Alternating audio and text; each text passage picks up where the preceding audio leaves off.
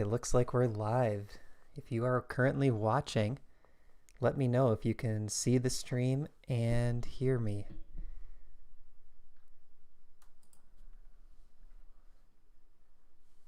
Hey Raymond. Hey Ariel. Good to see you guys.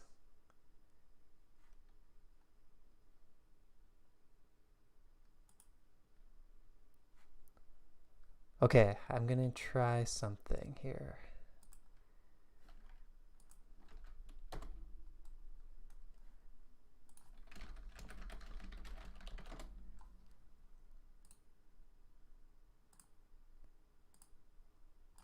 Okay, I pinned the link to the tournament at the top. Hey Prestige, good morning. And I'm hoping that people can join late if they want to. I don't know if that's an option on chess.com. Do you guys know if you can late join?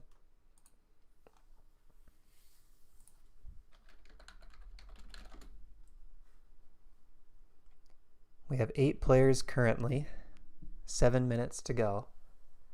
I'm considering jumping in this event. I'm not sure if I should play or not. Okay, Argus says yes, you can late join. That's good.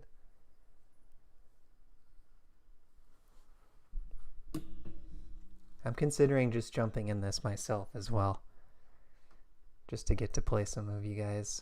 I see 8 people signed up. All right, Ariel says obviously I should.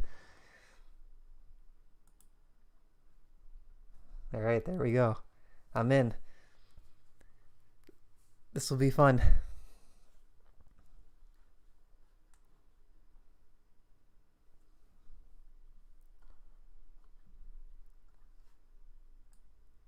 What do you guys have for the event? Do you have snacks, beverages? What do you have prepared? Rating's just a number. Anyone can win. Yeah, you should get snacks, something to drink.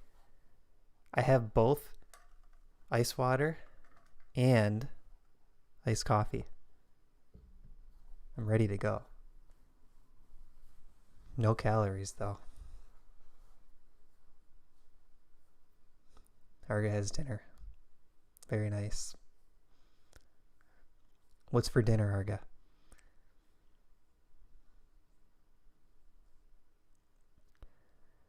Oh, if anyone's watching right now and you're not a subscriber, click the subscribe button. Because we have a goal of 1,000 subs by the end of the year. Chinese? That sounds good. Raymond, yes, you can play 1 round only. I think you should be able to jump in and then withdraw, or join late and withdraw.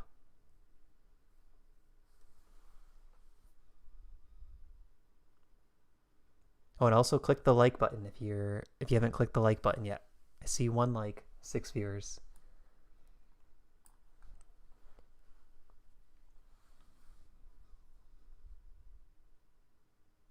Perfect. Yep, so you can join in or quit at any time. Got about 5 minutes left until the event starts. Need to mentally prepare. Should probably do a puzzle rush in preparation.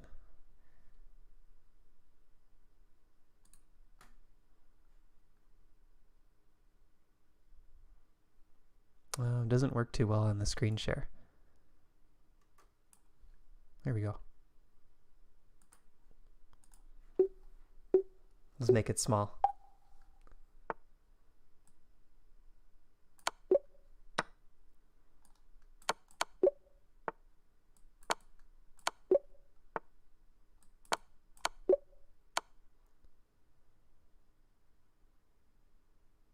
What is this one? Oh, it's a check.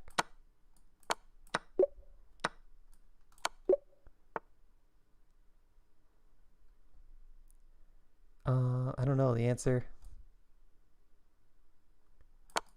There we go.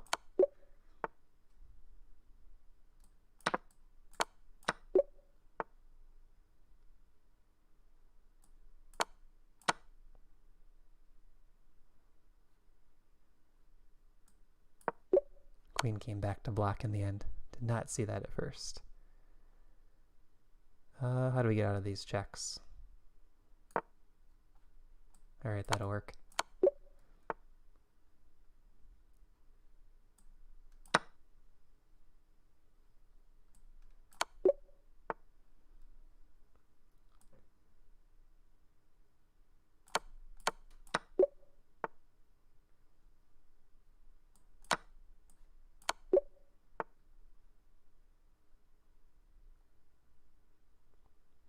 Where's the mate? Where's the mate? Oh, this is a different one. I haven't seen that kind of tactic.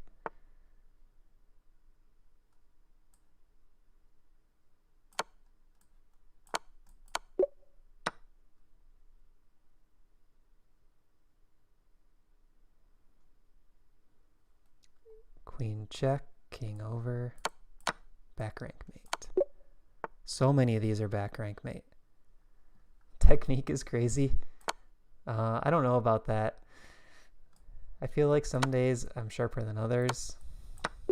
Today feels a little better than average, so that'll hopefully be a good sign for the event. But I've seen some really crazy people do Puzzle Rush. Good luck, Raymond.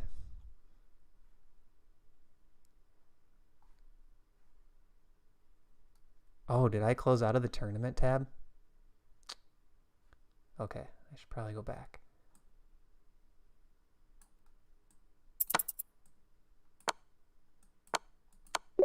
Okay, let's go back.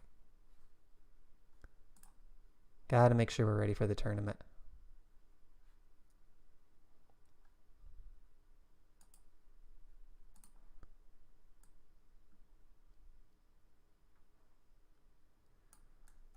So what I need to do, I need to be observing a couple games. That fixes the screen share. There we go. Everything look and sound okay? See 12 players in. This will be fun.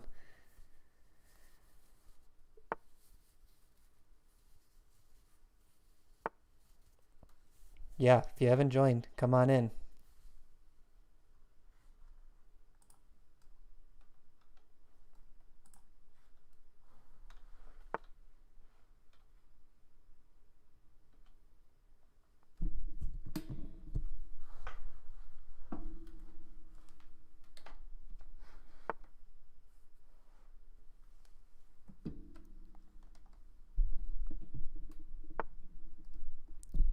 Twenty seconds. Wonder who will get first. I might get Arga based on traditional Swiss pairings. 1 versus 7 makes sense if there's 12 players. We'll have to see. Yep, there it is. All right, Arga, good luck. I'm going caro-kann. We have a caro-kann course.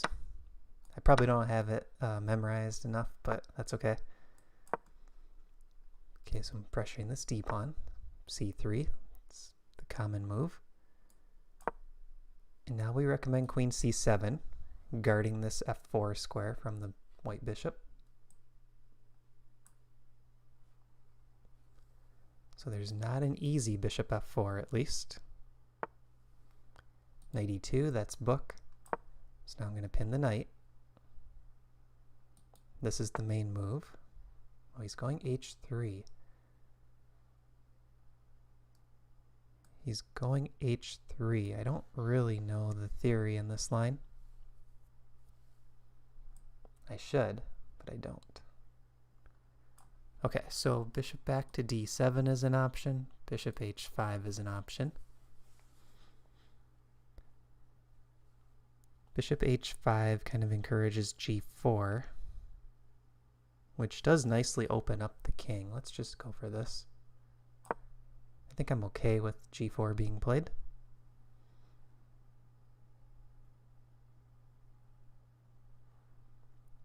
G4. I'll tuck back. H4 against Raymond. H4 against the bishop C5 caro. Are you talking about the bishop F5 caro or the 3C? I think you mean caro advance, right? Caro advance with an early H4.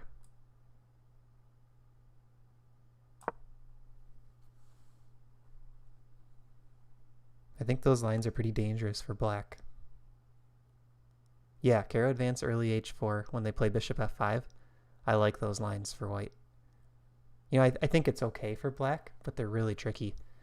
And that's part of why I recommend 3C5 for black in the advanced variation, just to kind of avoid that stuff.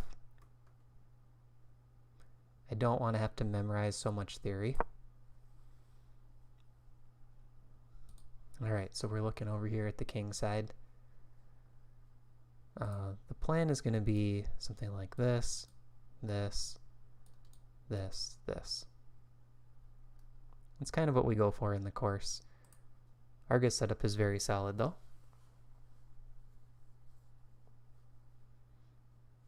I haven't had a chance to use the caro much recently because I haven't been playing much blitz at all. And I really haven't been playing any over the board. Knight d2, okay.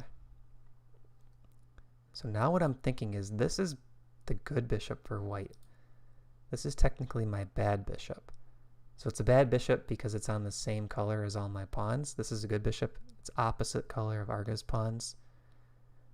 I would like to trade off the light square bishops, but I also don't feel like I'm in a rush to do it. So this is one option. I feel like f4 is probably coming. So should I start with knight e7, knight f6, or bishop back? Those are kind of my three candidate moves.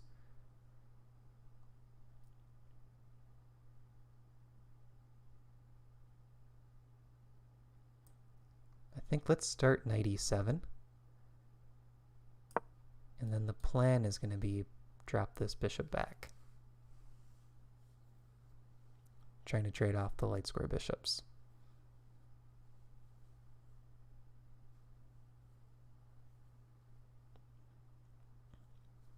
If you're in the YouTube chat, I'm curious, what are your favorite chess channels on YouTube? Are you Gotham Chess, fans, Hikaru, someone else?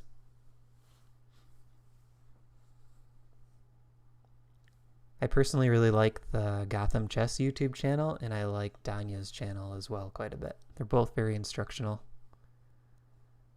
And John Bartholomew's channel, but I haven't seen a lot of videos from him recently. Okay, a3. I think this is the plan. Do I need to be concerned about this?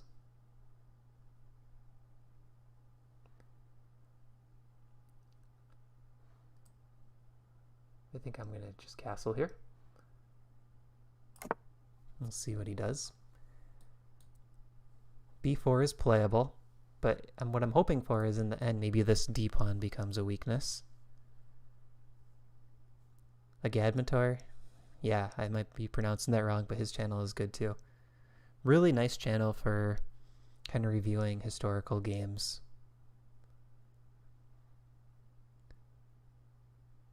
Does he claim that he has the best channel on YouTube? I'm curious about that, because I was reading that somewhere. Yeah, Gotham coverage of the tournament in LA was quite awesome. A ton of people watched those videos. He did a really nice job. I watched a couple of them too. Okay, so b4 is coming. Do I want to immediately go for this center break? Or do I want to play it more positionally? Trade the light square bishops. Maybe even put my pawns on light. Could go for the minority attack myself, but he's kind of ready for it.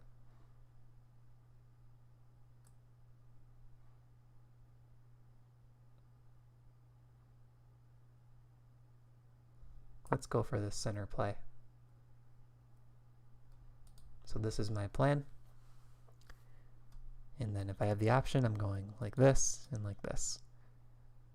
This is like a nice aggressive way to play the Caro exchange from a position that is pretty solid, and can be quite dry, to be honest. Like, if you go with the minority attack, a6, b5, sometimes these positions get very boring.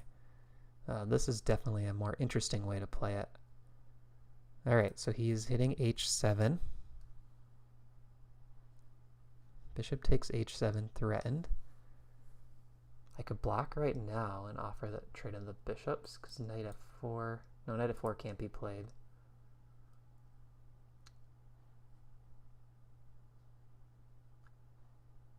I think this makes sense. This is a good time to play it. Let's trade off these light square bishops. And if he takes, I'm going to take with the knight.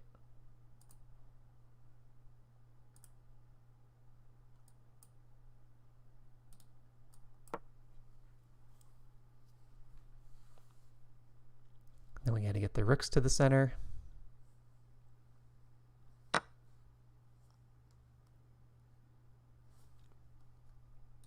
I could see him playing f4 here, but then it blocks in that e3 bishop. So positionally, f4 doesn't seem like the best move. This could be one idea.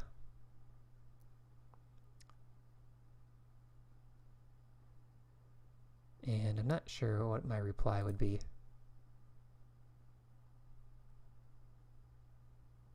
I might actually play for that myself. See if I can encourage f4. Because I think this pawn structure should be okay if white plays f4. I could always try to plant a knight here. It would take a few moves.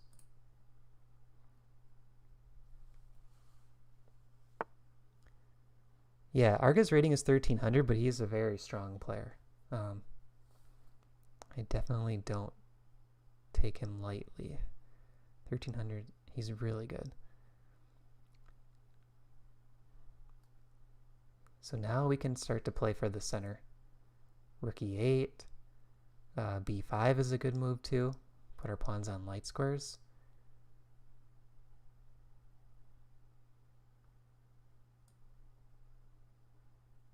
Okay, I'm going to go for this. I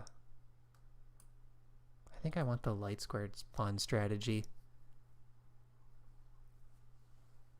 Yeah, that's true. You watch some players on YouTube, it's completely different than when you face them over the board too, or in a game.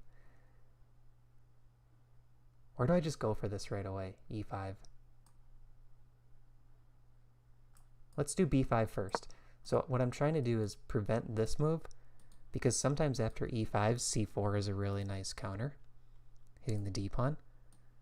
So I'm playing this to prevent c4 or slow it down, and my plan is to get e5 in next.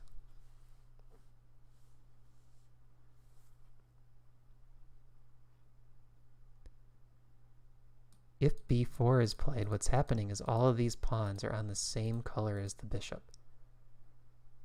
So positionally, that's something that I can work with. And I'm not too worried about this knight coming into c5. Okay, he's trying to lock it up. Queen b3 is probably an idea to eye this pawn.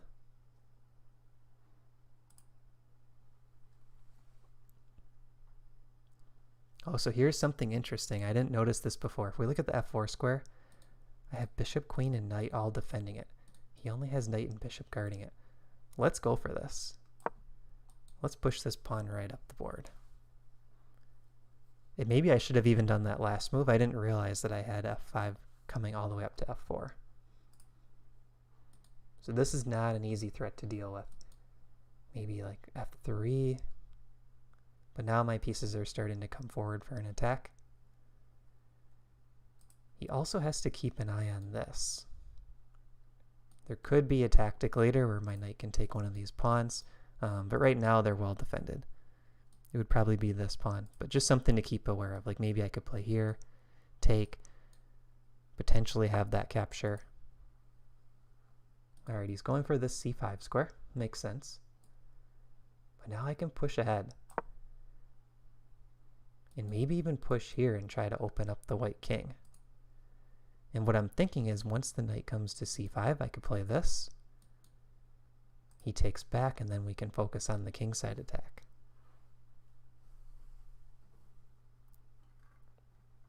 So I'm guessing this will be played.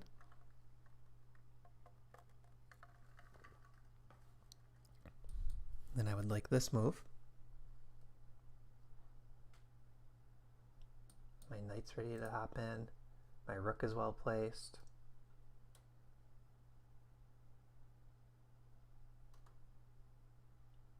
Yeah, I'm feeling good about this position so far. These pawns do a nice job guarding the entry squares for the queen. So she's not really... Oh, he might have missed this. The bishop was hanging.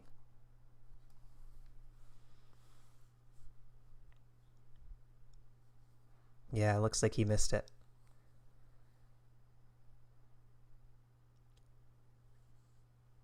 So Raymond, that's probably kind of the blunder that you're talking about, right? So what happened is early on in the game, there wasn't a lot of pressure on white, but one thing that you can do in your games is try to create additional threats, give your opponent more things to think about, because that's when blunders become more likely, right? So you always want to pose tough questions to your opponent, and that's when blunders happen. Okay, so now the score is +3. I could go for a5 and try to open up on the queen side. I think that makes a lot of sense. The other plan would be to bring this knight in to try to guard the e-pawn. But the knight on f5 is a little bit shaky, so I'm not sure which is better. This has an immediate threat. Take, take. Let's start with this move, because I think this makes the most sense. I want to open up this queenside play a bit. If I do lose the e-pawn, I'm not too concerned about that, especially if my rook is getting into the game. So this is how I'm going to try to convert the extra piece. I want to open up these pawns a bit so that my extra pieces can get in on the action.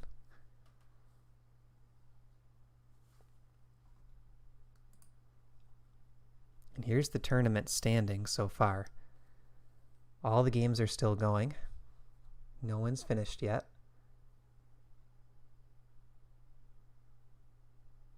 So we have 5 games going.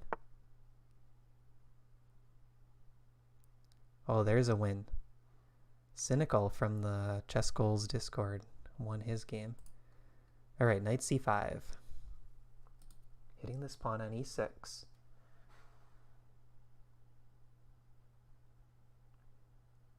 All right, let's go for this trade now. That knight's too strong to leave on the board. And each time I make a trade, that will hopefully simplify things a little bit going forward, even though I do realize that white's getting a passed pawn here. So depending on which way white takes, I'm probably going to try to open up on the other side. So here I have this option. Take, take, take. It's not quite defended enough yet. So here, take, take, take. The rook can come in, but it's not quite defended. All right, so let's prep it. Rook b8, and we want b4. So another nice thing about b4 is this pawn on d4 is being watched by my knight. So if I can play b4, I can try to trade off this pawn on c3, which will weaken the pawn on d4. And if I play too slowly here, what's going to happen is Argo will have time to regroup, win this pawn, start to pressure this pawn. So I really don't want to give white too many free moves here. Nicolas, good to see you in the chat. Safuya is playing. Hopefully he'll be tired during our quad game later today. I like it. Very nice. Okay, queen d3. I'm not sure what the plan is. I guess there's extra pressure on this pawn. Maybe he wants c4.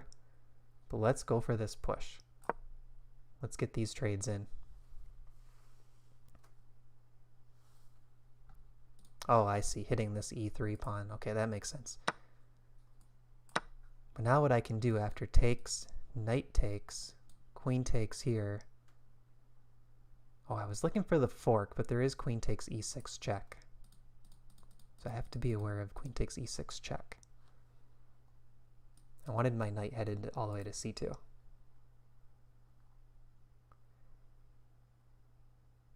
So one thing to think about, do we want rook takes offering the rook trade or knight takes with the knight c2 idea?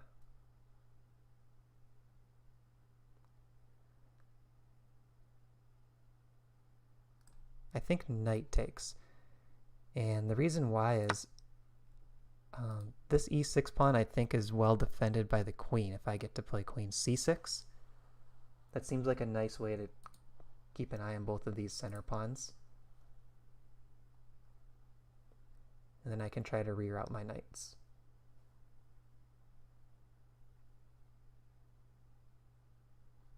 But Arga's doing a nice job here. He's not making this easy for me. Queen takes here. I could also consider king h8 if there was a good reply to this capture.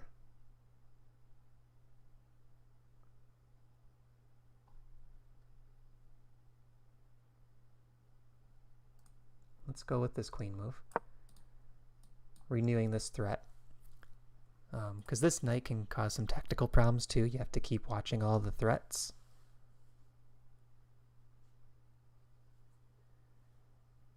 Yeah, Raymond, check the Discord. So we have the events channel. Or sorry, the events category. And in there, there's a channel called June Quads. And Arga, who I'm playing in this match, is our tournament director. He's done an awesome job setting up these events. He will be running a new event that's going to, I think, go over the course of 2 months. So we'll have like a July and August event, which will be a lot of fun because it'll be Swiss pairings and we'll get to play some, you'll get to play some new people. So look forward to that one in July and August. So one thing I got to watch out for here is my own king safety. I don't want my king to become too exposed. Arga's doing a very nice job this game. All right, let's just get this pawn shored up with the help of a knight. That'll free up my queen a bit. Because I don't like my queen being so tied down. And then I can try to get active with the rook and queen. Oh, this is a big decision. Okay, so if I take, my pawns and knights are guarding all of these squares.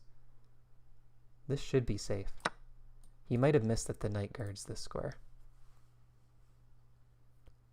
But he's trying to make something happen. I like this decision by white.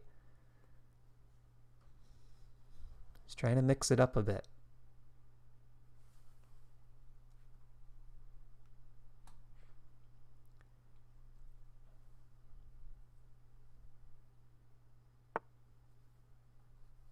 Is there anyone in the YouTube chat that is not in our Discord currently who doesn't have a study plan or would be interested in joining ChessGoals? Let me know on the YouTube chat if you're not a ChessGoals member but you're interested in joining. Okay, Queen G5. Yeah, Presta J is saying the knights are working well together. I agree. I like them. Okay, so now I gotta think. There's no entry point for the queen still. Queen f6 is tempting, offering a queen trade, but it also feels unnecessary.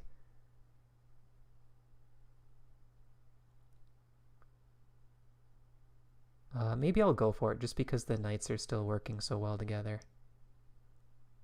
I might regret this though. Or do I play rook f8? Actually, let's go rook f8. Bringing in that rook to help defend the king. Maybe next I can go after this pawn. Yeah, that'll be my plan. Because what I need to do is I need to play a little bit more aggressively. I don't want to keep sitting back and defending because that's when there's a good chance that I might fall for a tactic.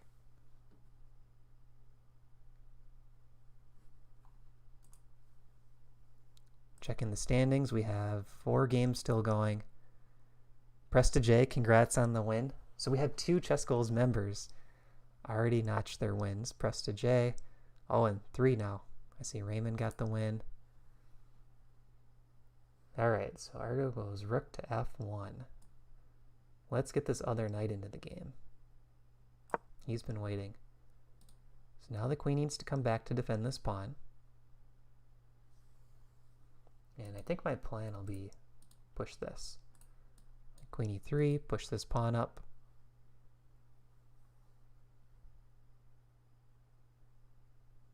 Get these knights in the game. It takes, I think I'll take with this knight.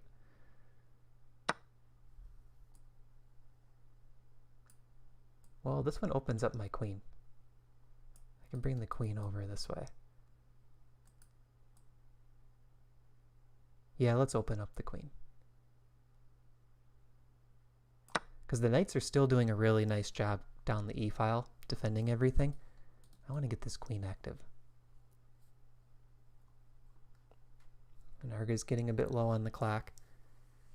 Mateo says tactics to win a pawn.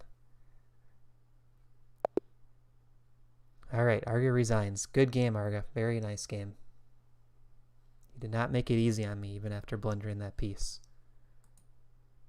And we have, it looks like, 1 game remaining. Mateo, who is in the YouTube chat. Mateo, if you're watching, put it on mute. Raymond, thanks for playing. Thanks for joining. We'll see you in the Discord.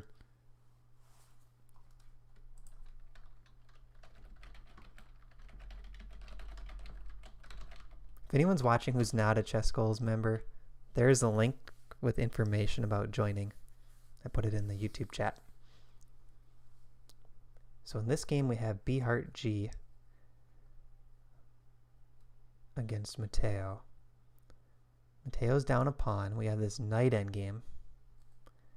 Knight endgames tend to be close to king and pawn endgames in terms of evaluation, but they're definitely more difficult to figure out because there's so many knight forks. Sometimes a knight can move around and take 2 pawns while the other knight only gets 1 pawn. Not easy.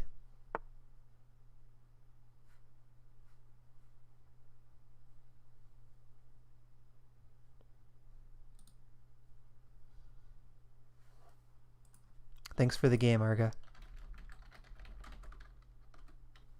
You played really well. There was the one blunder of the piece, but leading up to that I thought you played well, and after the loss of the piece, I thought you did a really nice job playing for the initiative. I had to be really careful. Argo, we need to talk about the July and August events some more. I love that idea of spreading it over 2 months. We can create something more official and post it. What kind of like live events do you guys want to see in July for ChessGoals? So like we've done the team competitions the last couple months. We've done the simuls. We've done a couple other things. 6 rounds. Yeah, I think 6 rounds would be good.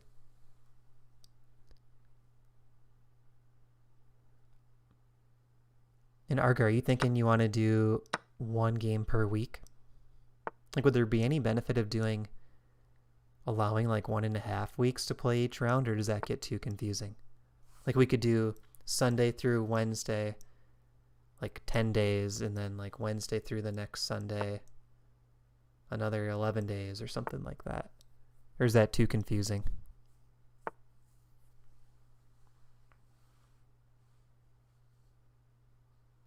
Nicholas. We should do that. ChessGoals Master Norms. We'll make our own titles. Alright, now there's an issue. These pawns are rolling. CGM, perfect. Nicholas, how are the ratings going? You still enjoying doing them?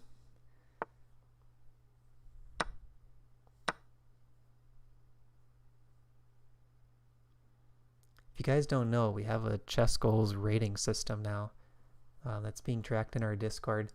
Kind of a fun way to just have the games mean a little bit more, increase the competition a bit.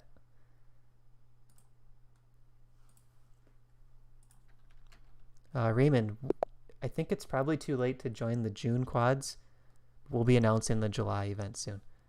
Oh, here we go. Cynical. All right, I'm going to go knight f3. I'm going to play my ready system. d5, and now I'm going to go with the c4, which can be tricky. So let's see if he wants Slav or Queen's Gambit declined. All right, Jeff's muted.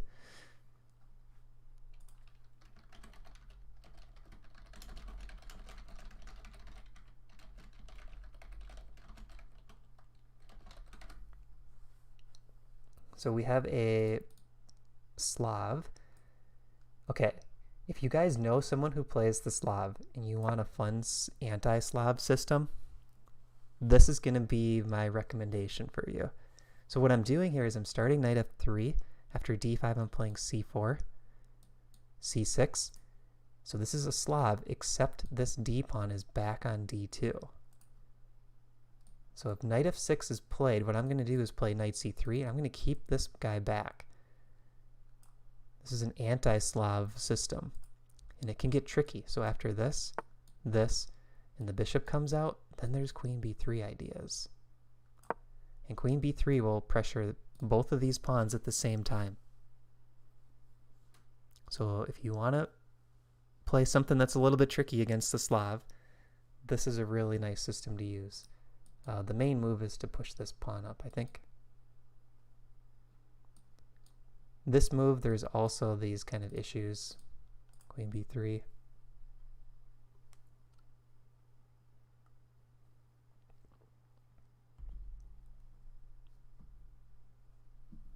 But I've seen some other kind of stuff here too. Okay, e6. So now this is where there's another fun system. So I could transpose into sort of like a standard semi-Slav here. But I really like this line. I don't even know the name for it, but the plan is to put these pieces here, and then we have a surprise coming for the black king, which you'll see in a few moves. I'm curious, people in the chat, have you seen this system before in practice? This anti-Slav.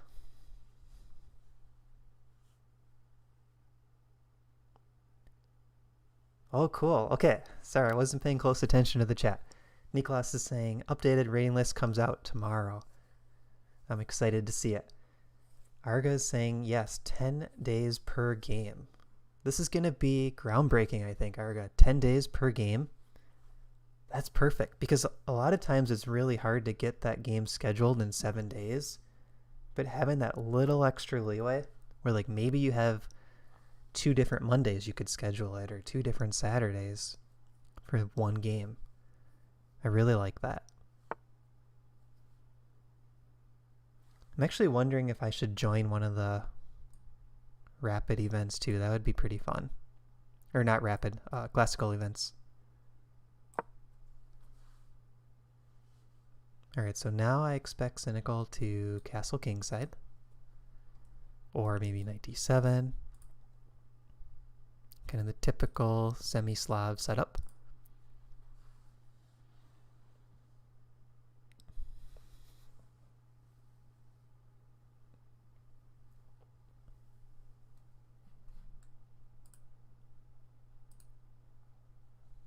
So if we look at the standings, there's 5 players that have 1 point. 2 players dropped out.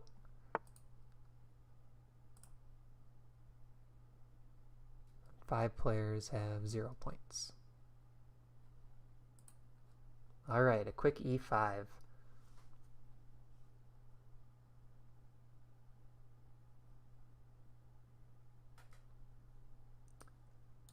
I don't know if this is playable, actually. This might be a mistake. So I have bishop and knight eyeing this pawn. I know the move is take, so I'm just going to do that. And I think what can happen here is if he takes back with pawn, I have knight here hitting the bishop, and this pawn is already being double attacked. I don't know about this move, but I think there are still some issues, and that's probably the best move. But I think there are still some issues, like maybe I can play here, or actually centralizing makes a lot of sense. Okay, so if here, take, knight here, hitting this guy, rook c1 coming, and this square is weak. So what I like about this system is even though black is playing something very solid in the semi-Slav, and they started out with the Slav, we're able to kind of create these problems right out the gate. We can pose the opponent with some tough questions in the Slav.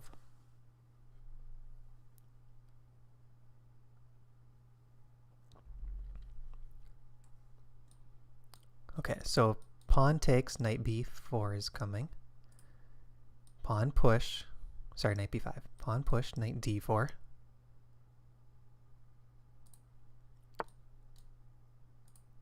Interesting. Bishop g4, threatening this.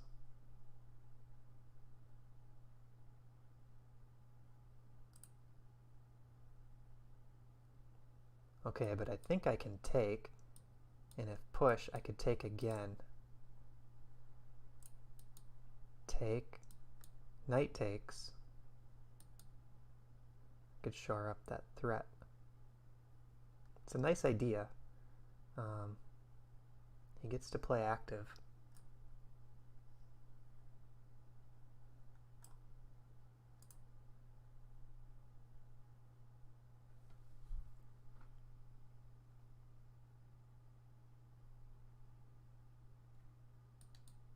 This is also interesting.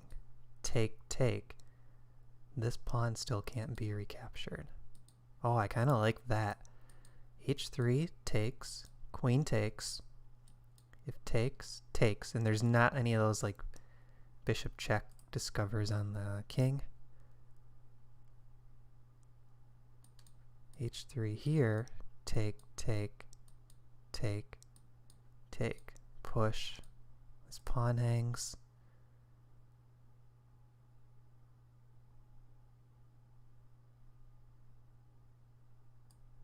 Yeah, I kind of like h3. I'm a big fan of the bishop pair too, and even though I think this works, d takes c, after knight takes back, all of black's pieces are active, and my d-pawn is backward at the moment, so it's not really a transition I want to make. One way I like to think about my positions is kind of risk management.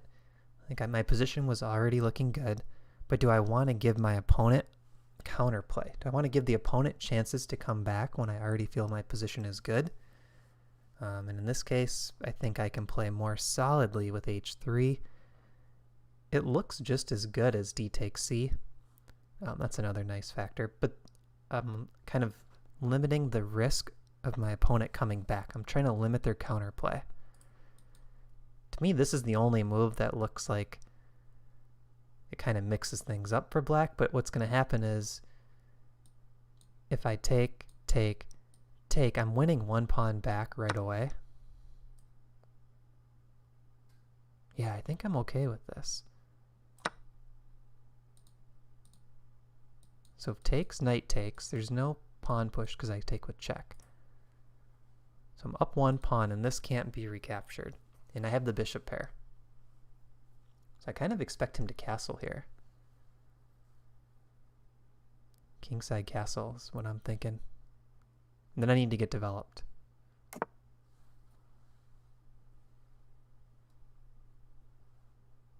I definitely need to get developed.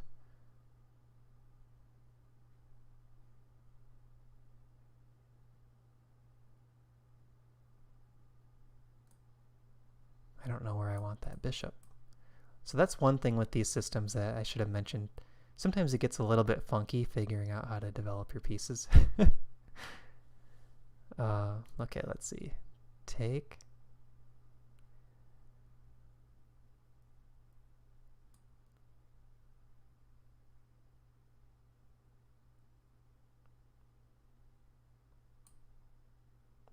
not sure how I want to play this.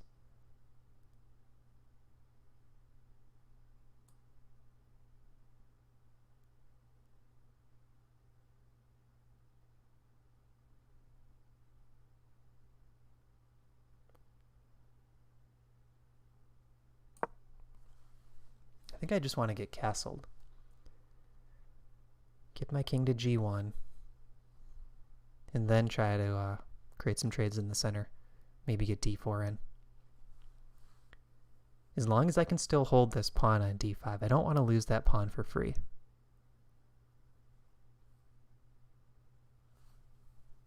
And I don't think my queen will get trapped, but that's definitely something I need to watch out for. Like rook e8 here could be a move. I do still have the f5 square.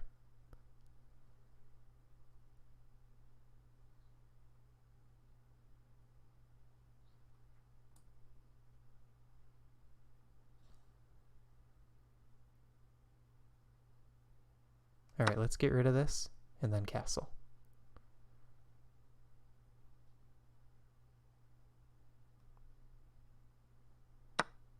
Oh, I could play knight e4 here. I actually like that quite a bit. Bishop b4, though, does put some pressure on this d pawn. Knight e4, take, bishop d4.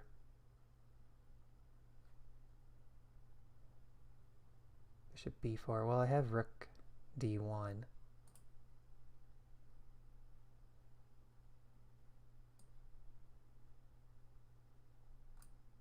Knight here, I can take the bishop.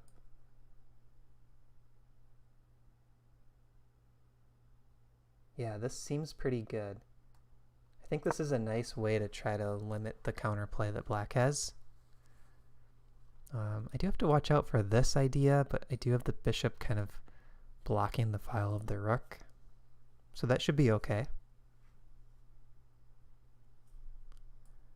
That should be okay, I think.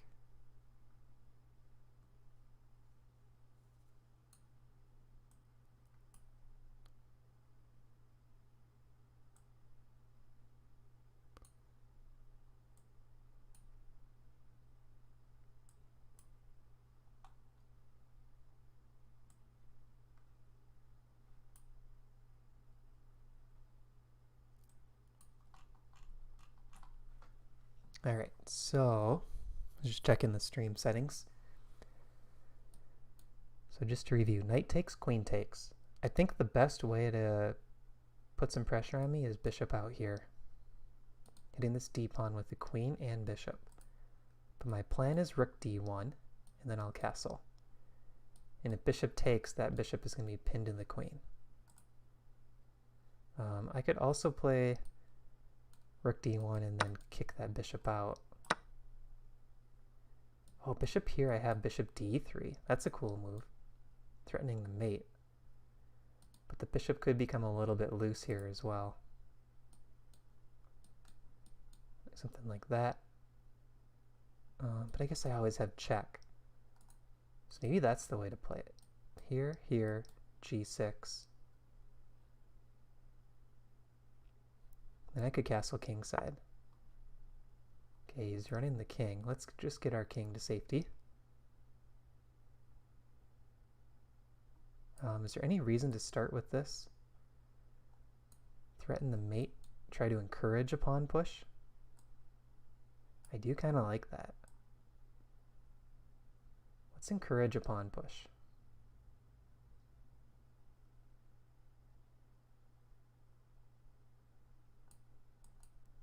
I think his plan would be g6, f5, but his king is on the diagonal of this bishop.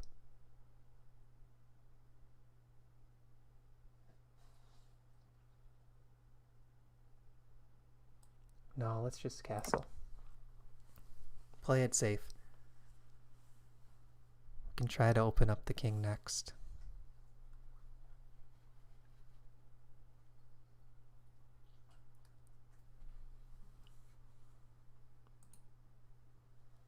Looks like all the games are still going. Everyone's played one game.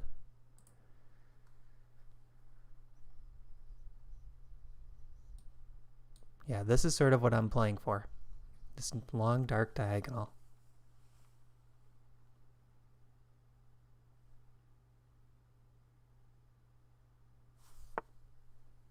Okay, rook c8. I could poke at this rook. Slightly annoying for black. But rook c1 looks like a good move. Not too concerned about that.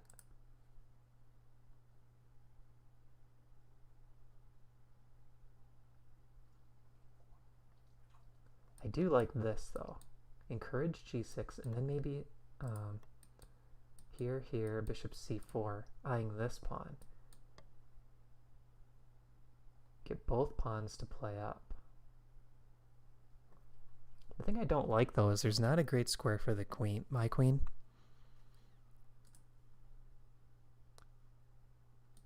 I wish my queen could come over here.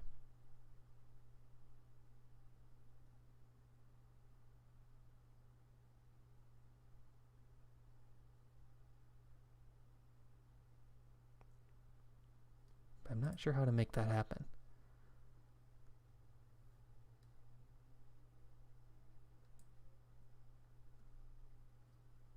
So since I'm not so sure about this move, I'm just going to develop. It's usually a good policy. Improve piece. I'm keeping the f rook here in case I want to play f4 later. This rook I think wants to be on c1 no matter what. This rook may go to the d1 square. So I know I wanted to improve both rooks, but the f1 rook, I'm not sure where it's going. Okay, queen out to g5.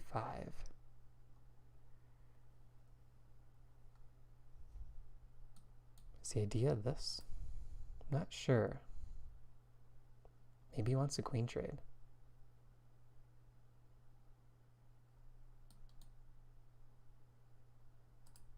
Not immediately, but that move is really tempting.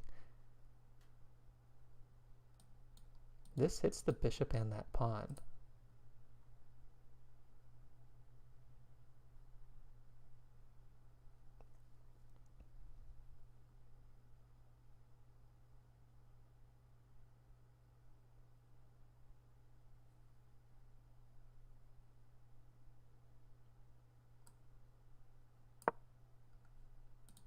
Let's go after the mate. I'm expecting queen g6 now. Because now if g6 is played, I think I go f4, since I'm on the queen. And that pawn is pinned to the king.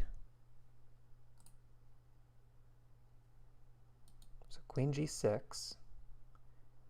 I'm looking at queen d5, queen c4. I could queen trade, but I think I'd rather keep the queens on right now. Oh, pawn g6 is played. Alright, so this pawn is pinned. That pawn is pinned. I think I need f4.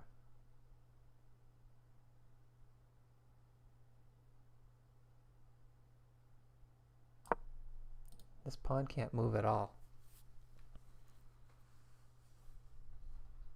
So now we see the potential power of this bishop pair coming soon, whether it's this diagonal or maybe it comes over to this diagonal.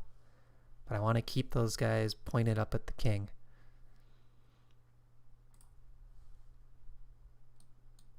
Queen g3, I might kick her.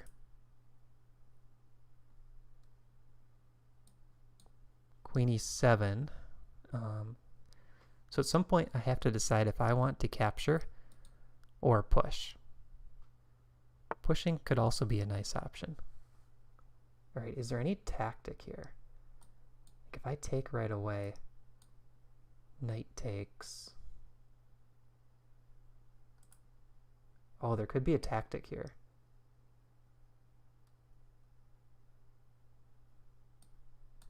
Rook here, queen here, take, queen takes queen, take with check, queen back, take.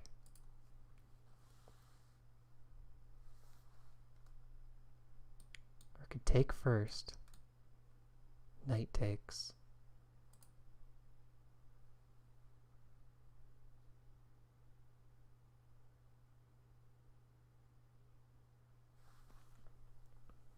Oh, it feels like there should be a tactic here.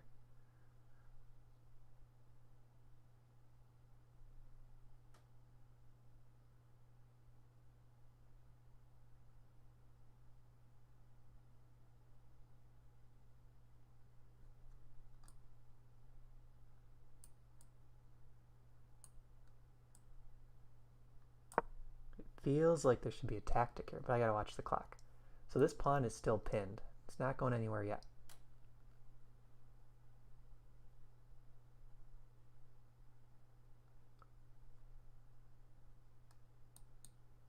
I think I'm just gonna try to buy a little bit of time.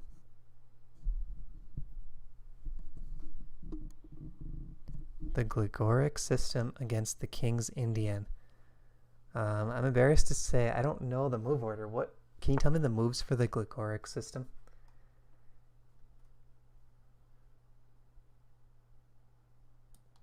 So now take, queen takes queen, take, check, queen here. Seems unnecessarily complicated.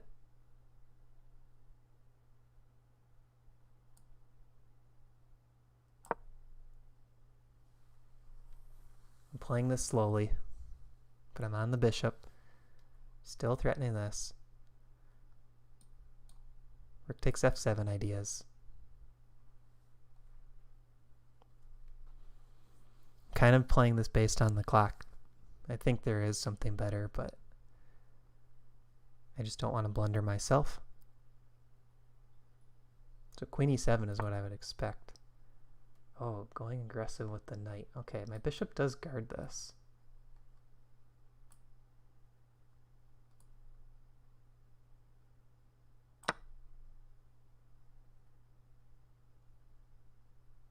So rook takes rook. Bishop takes. I have rook back to f1 if queen check. If this rook moves, take the knight.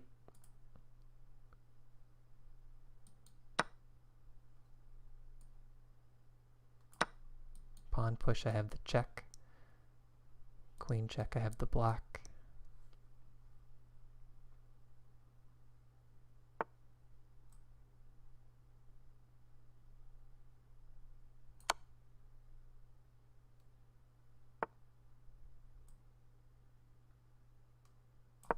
Set up the mate threat.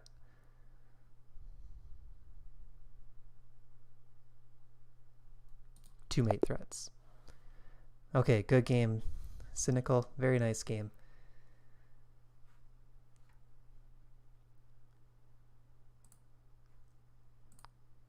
So we have one game left. Arga against Presta J. Presta J has 1 point. Arga has no points. Good game, Jeff.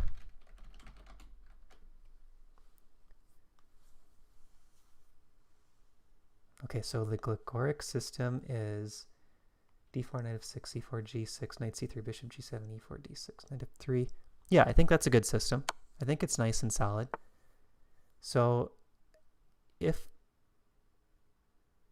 your d pawn is waiting, do you try to take on e5 yourself, or do you wait for black to take on d4?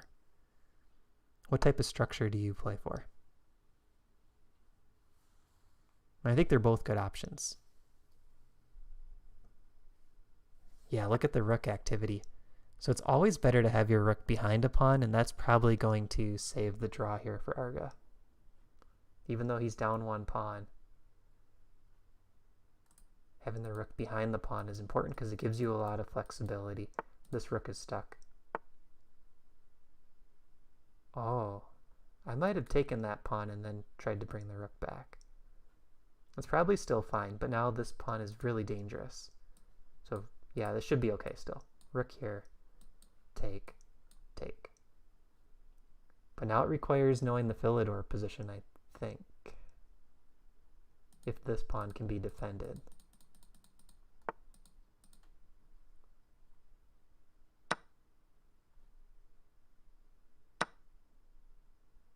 But maybe it's not too easy to defend this. That's pretty simple. Don't allow the black king up.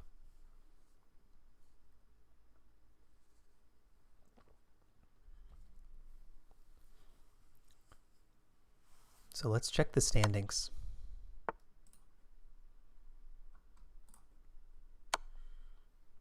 Okay, I don't know this player, B Heart G.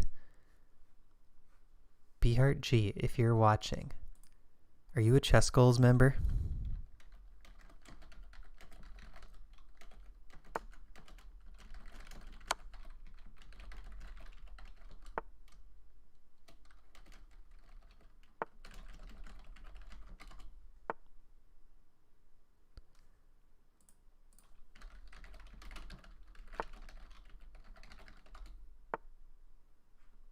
I don't know this player, B Heart G.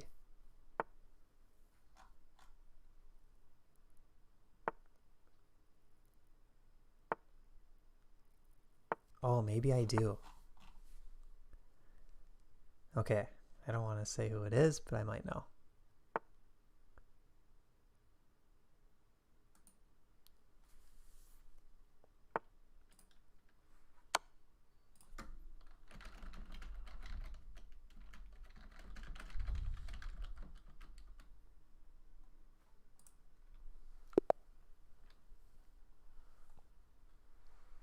All right, press to J. Here we go. Round 3.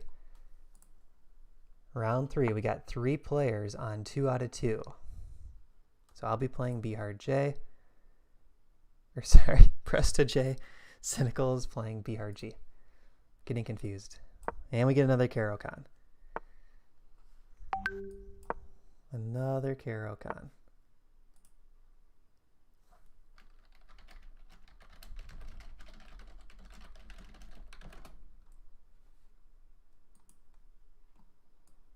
We have a classical, and now we're going for the Tartakower. Press to J has the theory memorized. I'm scared.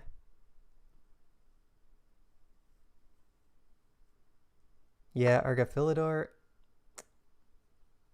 it gets hard. It's hard to remember how to hold that position.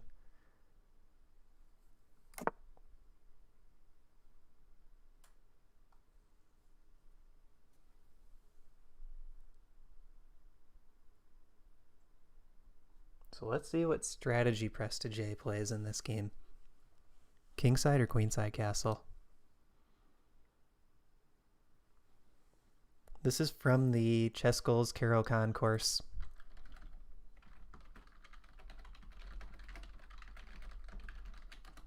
If you haven't seen the course, I just dropped a link in the chat. We've had some really nice feedback on that course, and you get lifetime updates. So if we make changes to it later, add supplemental material, you get access to all of that. So now I'm trying to discourage the immediate castling. H3 is pretty likely. And then castle.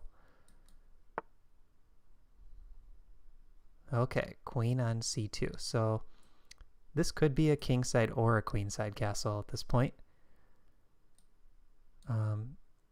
There's a couple ways to play this. G6 or H6.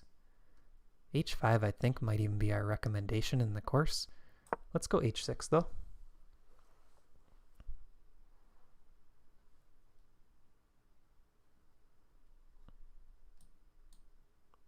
So he's either going to prepare kingside castle or queenside castle next.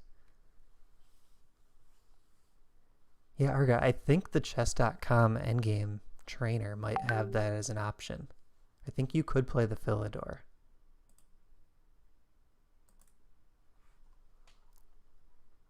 I'm pretty sure.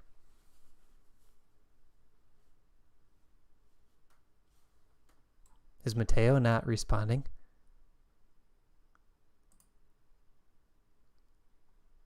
Oh, Mateo, are you here? Mateo, your game is starting.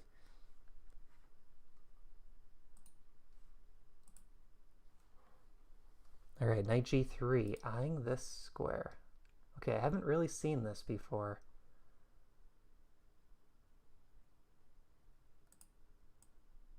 I think the rook check has to be accurate because I don't know the best way to defend the king. Bishop e3. Then I have options. I could take the knight or bishop f4 hitting this again. Or bishop g4 could even be a little bit annoying.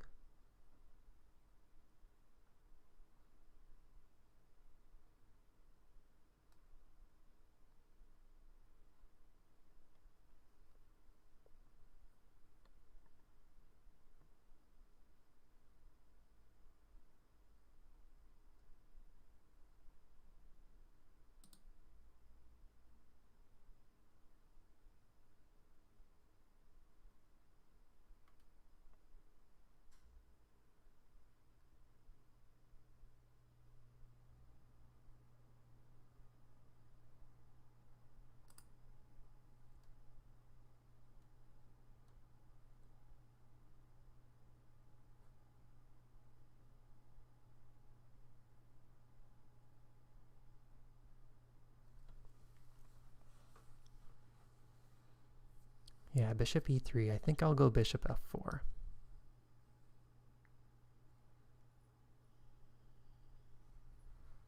Seems reasonable.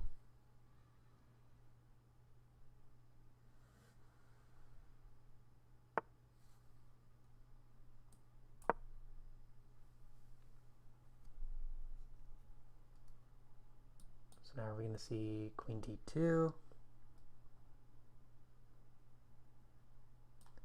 I might bring this bishop out here to slow down the queenside castling as well.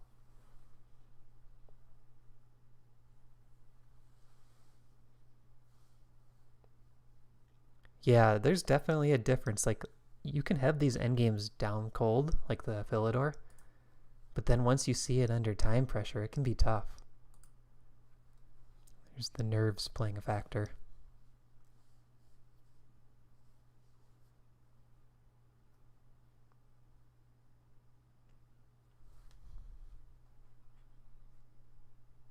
Quick YouTube update.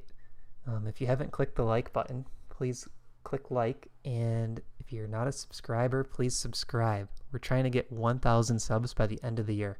Maybe even tell like a friend or two, hey, have you heard of this ChessGoals channel? That's something that I made for a goal. I'm trying to post a couple videos every week. I have a few planned for this coming week, but I also kind of want your guys' feedback too. Like, what type of videos do you find the most useful?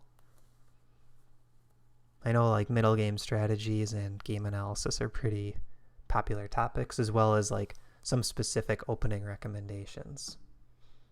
So that's kind of what I'll be focusing on for the most part.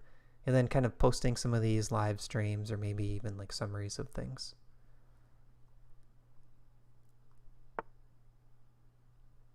Knight back to f1. Okay. Guess there's nothing wrong with that. He's playing into queenside castle.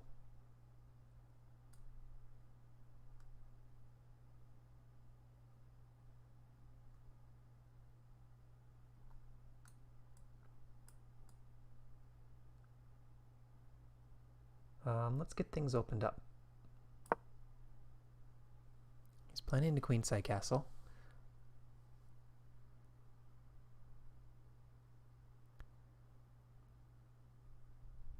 So I'm envisioning this king coming to c1. That's why I'm trying to open up the c file. And I want quicker development for my pieces. So I want the knight coming here. I want the bishop coming here, pointing at this weak pawn. I want to be able to get very quickly at the white king. And then hopefully white's attack is slower over here on the king side. So opposite side castling, it's all about who can attack more quickly. Or if you can control an open center, like I'm trying to create here, that can be quicker than either flank attack, because the center is almost always faster than playing on the flanks, if you can open it up.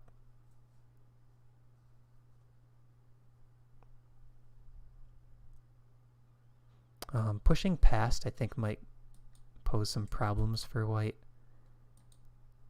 I could play here. This pawn becomes a weakness.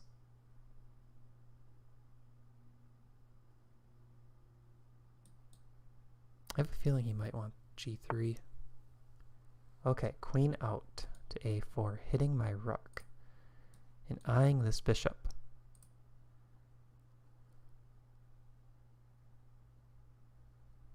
So he did leave the c file. I guess that's the main idea.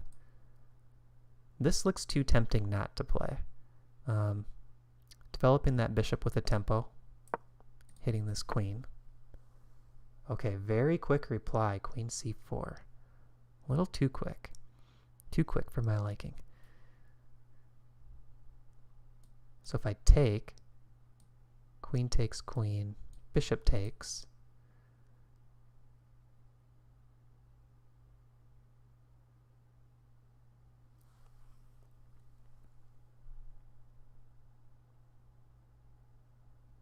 How do I want to play this?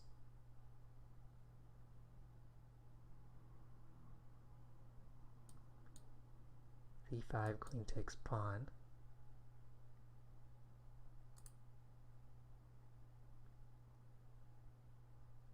I kind of like knight a6. Knight a6 because it threatens b5. Knight a6, pawn takes, knight takes. This bishop is still pinned and I'm threatening knight takes d3 check. And my queen is still guarded by the bishop.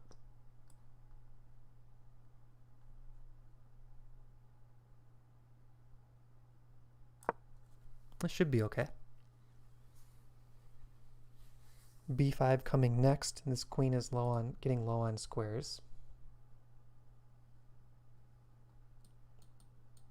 She could try to do this maneuver, but it looks pretty slow. Jordan's saying Grand Prix attack actually worked. Yeah, it's a good system, especially if you can get your opponent low on time. Nothing wrong with the Grand Prix attack.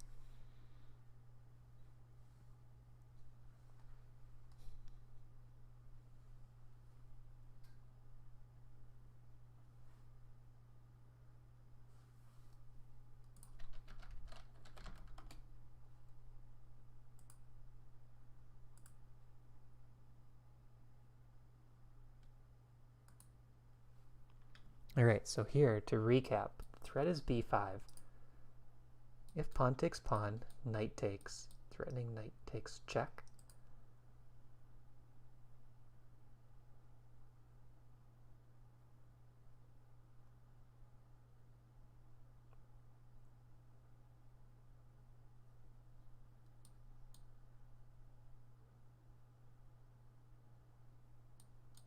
Because if queen takes here, there's a fork. Okay, queenside castle.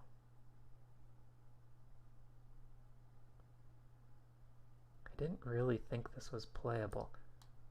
b5. If queen here, there's the fork. Bishop takes, I can always take with check. b5, queen here.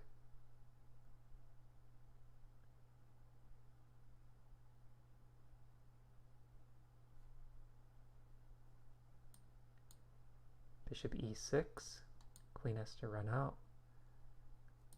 Pawn takes pawn.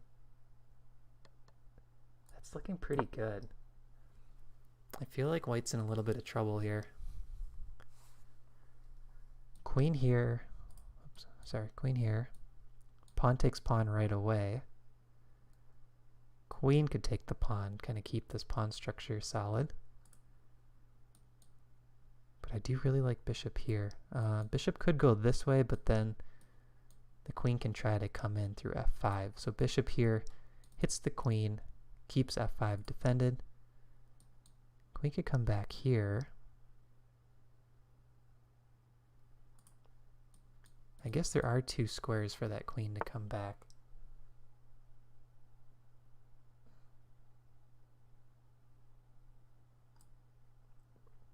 Maybe I want to take right away.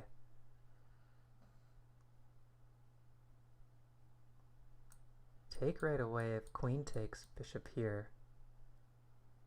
Yeah, I kind of like that better.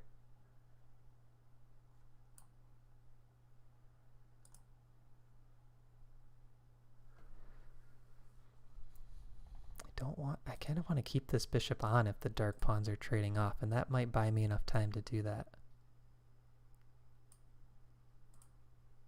This is interesting too. Knight there, pawn takes check, king over, take the bishop. That's really interesting. Knight here.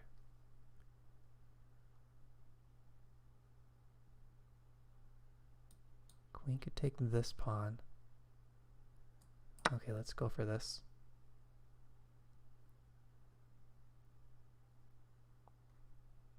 If bishop takes bishop, I'm taking back with check. Okay, so now this queen's a little out in the open. Let's keep the dark bishops on because I want to play b4 next to open up these squares. And if queen here, I'm going to block with the pawn. That's my plan.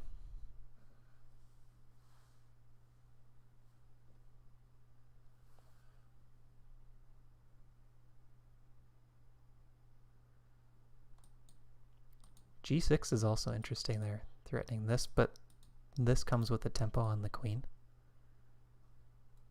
And I have pretty strong attack coming against this pawn structure. The sacrifice is even a little bit tempting. Okay, now queen f3, I'm guessing. Threatening this. Nope. Going for this pawn, I think. Okay, but now I can shut out this bishop.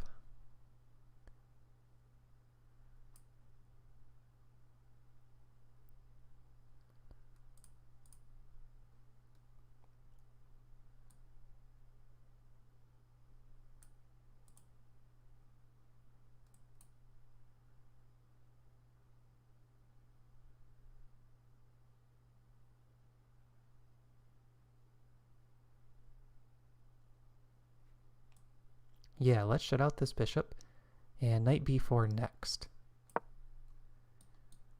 Hitting this, hitting it back here.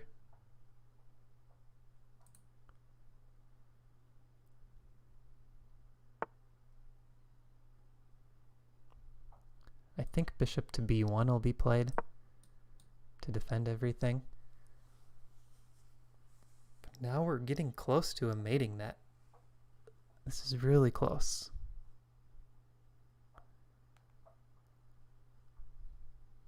Queen c4 looks pretty good.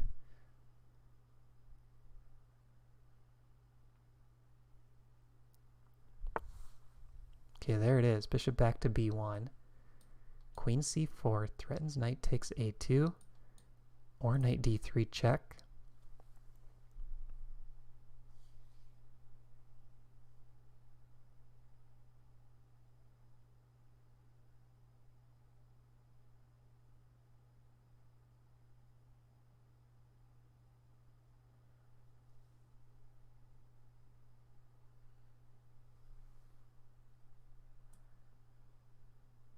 And white's pieces are pretty tied down still. I like this move. Dual threat. Because if I can trade off the bishop for knight and then use my queen and light square bishop to attack, that's looking pretty good.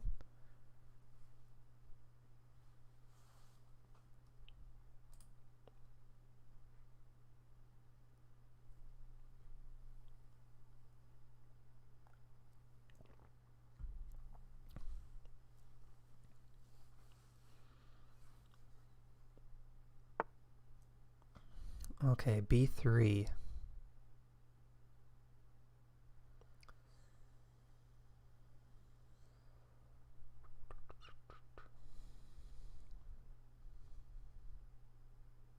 I'd really like a queen sacrifice if there was a way to do it. But I don't think there is.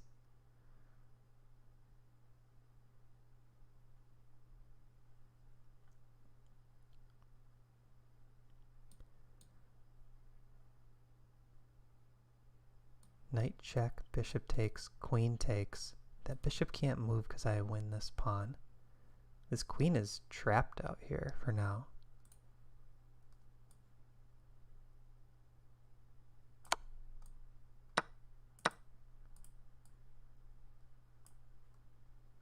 Bishop f5 is the idea.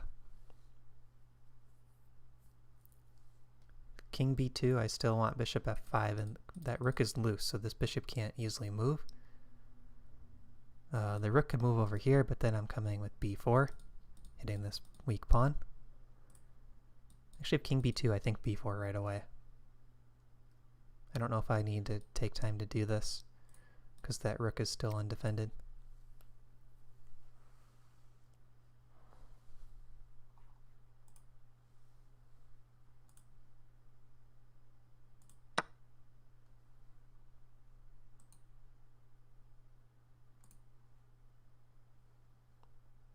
Okay, he might have missed this. Queen takes c3. And checkmate. Presta J, good game. That was a tough game. I felt like you were really booked in that game, Presta J. Like it seemed like you had that line down and you were ready to go. Did you have that theory planned? Like that whole knight maneuver in the opening? I wasn't sure what to do.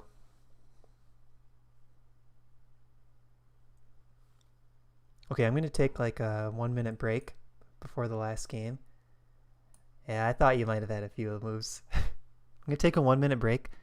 I'll be right back, and then hopefully I'll remember to unmute the mic.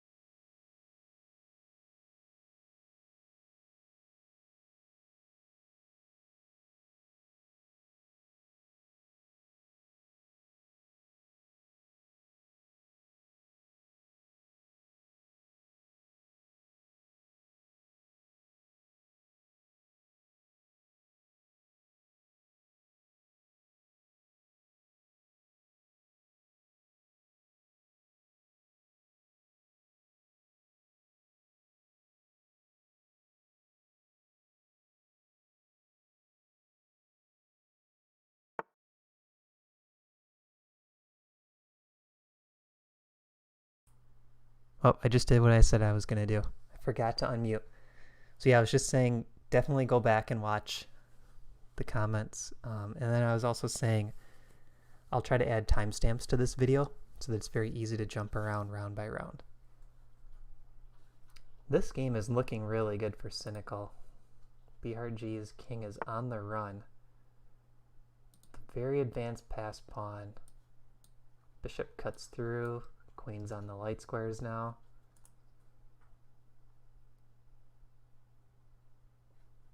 Yeah, this is looking good.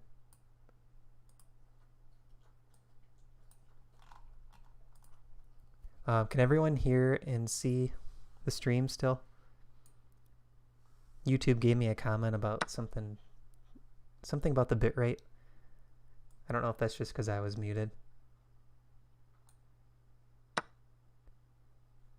Let me know in the chat. Everything still look okay?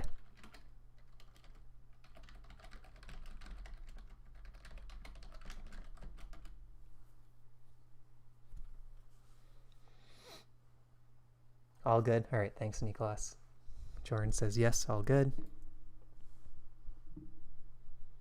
Yeah, Presta J, that's one thing I like about the Tartakower. It's rare enough that players aren't well prepped for it. So I think in this game, Cynical looks like he will pull off the win. And here's the other game. Mateo is up 1 point. Exchange for 1 pawn. Wow. 7 seconds for Ariel.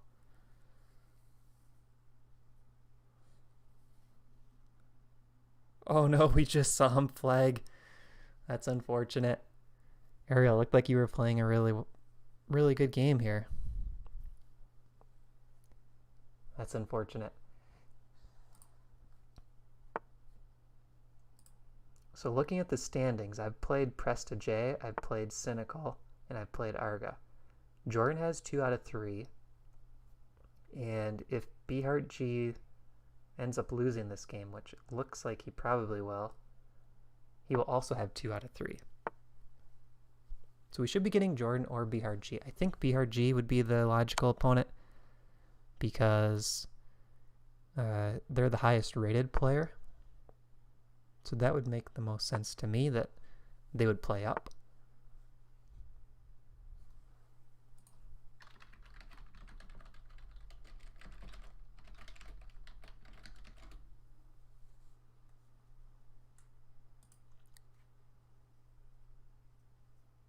So you play yourself in the simul? I should do that. I should make a second account. That'd be kind of fun. Yeah, we were saying the winner of this event gets to play me. Okay, Arga, should I withdraw from the event with 1 round to go and let 2 people, let Jordan and Beehart G battle it out?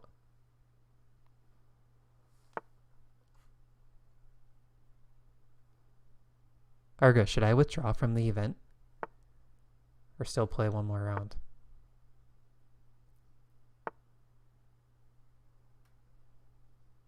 Play it? Okay. So what we were saying was whoever wins the event gets free entry to this, or not free, but gets a guaranteed entry to the simul tomorrow. And if you're not signed up for the simul tomorrow and you want to, let me know. We're going to do it on Lichess. We're opening it up to 10 players. And right now we only have 3 or 4 games to go. Okay, Presta J is saying I should withdraw.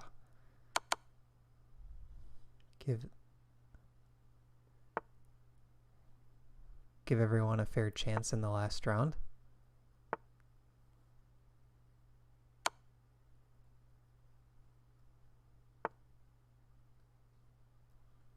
I could go either way on this. Yeah, I could give second place the entry.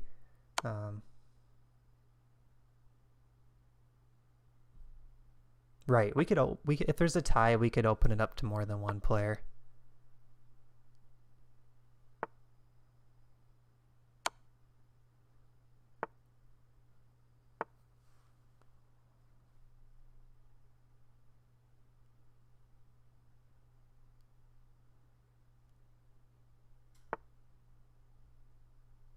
Well, looks like we have an even number right now.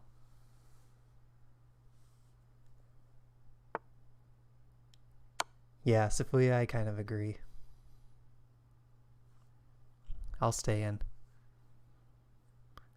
All right, there we go. Cynical with the win.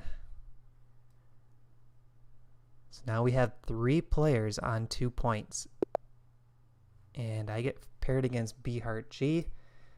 And Cynical is paired against Jordan.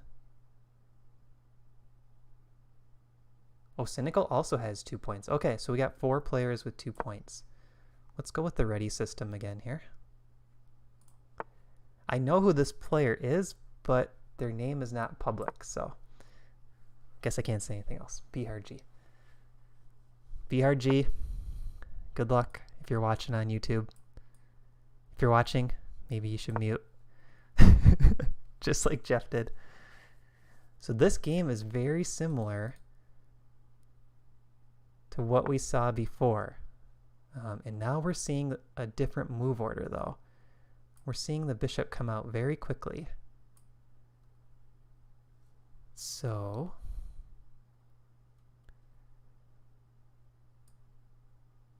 I'm trying to remember the theory. I believe it's take.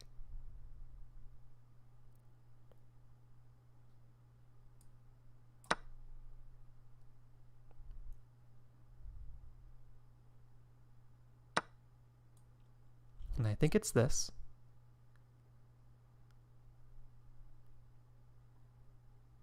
I could be wrong. Now I'm out of theory. I'm out of book.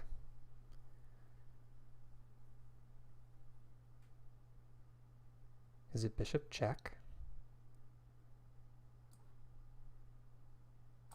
Maybe it's bishop check. The queen comes out to a4 and the knight can come here.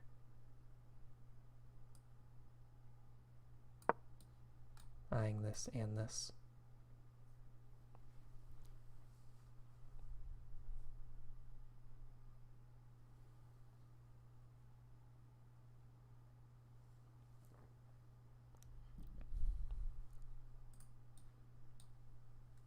That's probably best. And I think I would go here eyeing this pawn.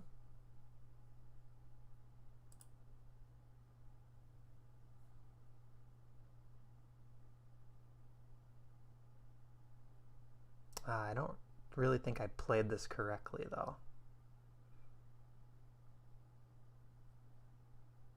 It's a little slower than I would like. I think I should have maybe played an early, I don't even know, knight c3 or h3. Something after that bishop came out right away I should have done differently. Yeah, we can definitely do 2 prizes, Presta J. The simul is not filling up real quickly, so we have multiple slots we could give away. I think as many people that tie for that position, we should just offer a simul slot for sure. No reason not to.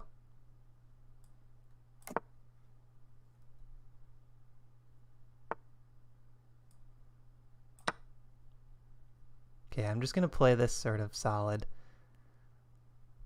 Not completely in love with it, but that's okay.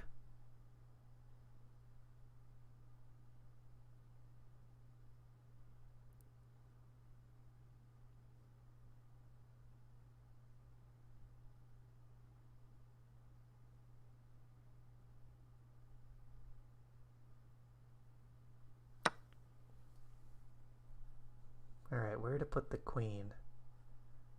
Where to put the queen?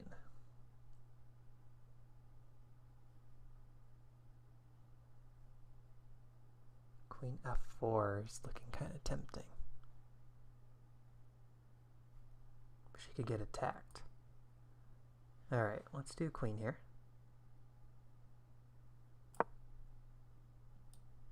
And I'm going to just try to develop quickly.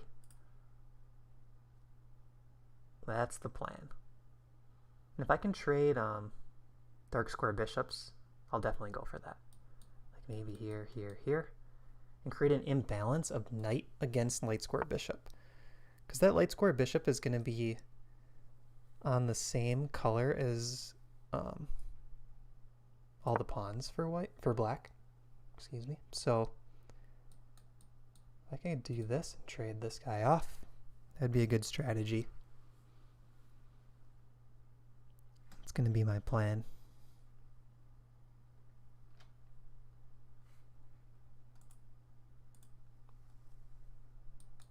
This I don't think is the best strategy for black because then these squares become open. And I'll quickly come out over this way. Get a rook to c1.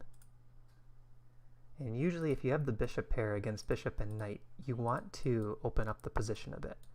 So like playing for e5 would be an idea for black here.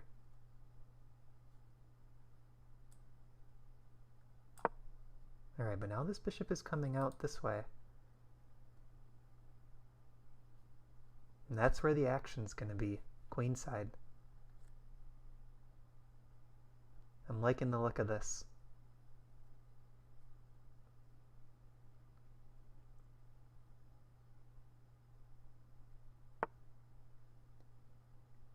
A5, okay. Very aggressive.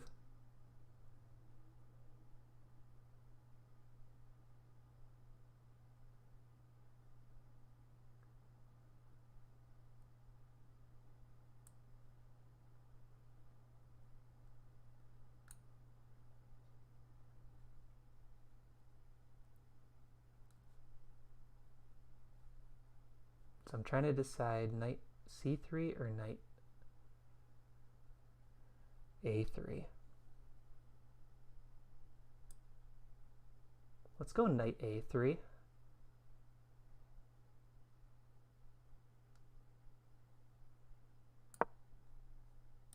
So we can more quickly get our rook to c1.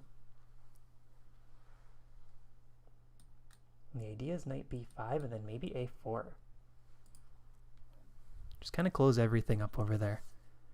And I'd be okay with 2 knights for 2 bishops. Like if that knight comes to e4 later, that's okay with me.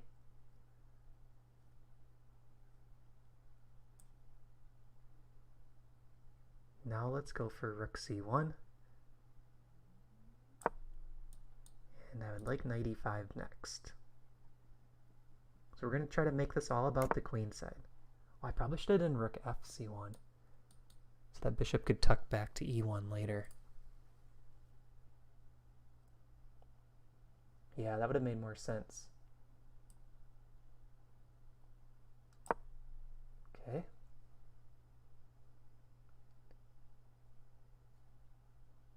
So if knight here, take, queen, take queen, pawn takes, my rook gets very active. So it's bishop for bishop, queen for queen, take, rook takes, rook here, other rook behind, get the very active rooks.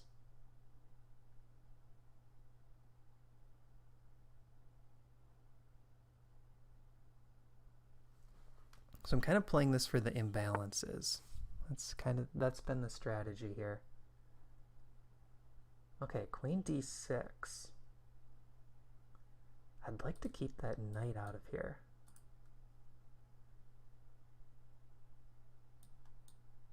This might be good though. Take, queen takes, because then I'm threatening bishop takes there right away.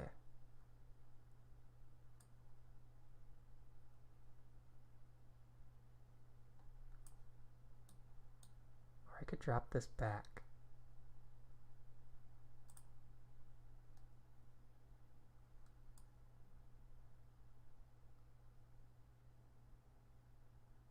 Let's go for this. I want the quick play on the queen side. So eyeing bishop takes here.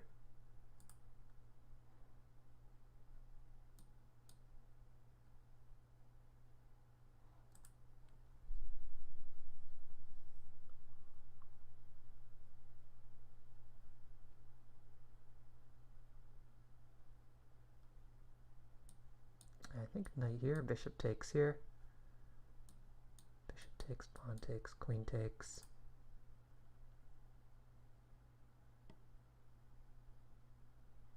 I could retreat this knight. That's an option. That might actually be better. Knight here. I should have planned this out a little bit more. But maybe I can go back. Knight here, go back.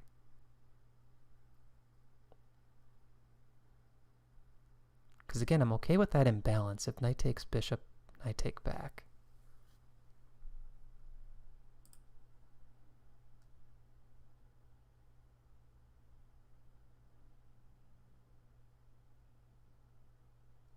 Oh, here's a cool line. Here, here, here, here, hitting this and coming back here. Yeah, that's a cool line.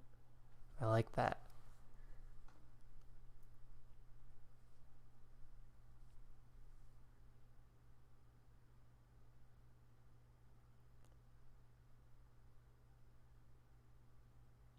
There's a potential, though, that it's a rook and 2 pieces for the queen. It's getting a little funky. Here, here, sorry, here, here, here.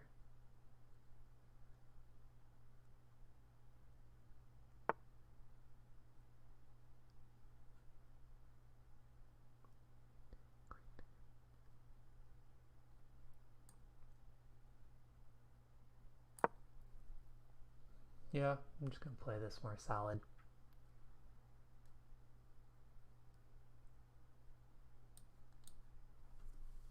Because I do like this a-pawn pressure. It's pretty tough for black to deal with. Even though I have a bad bishop. He's doing a good job. Alright, he's going for the trade. Does he want queen here?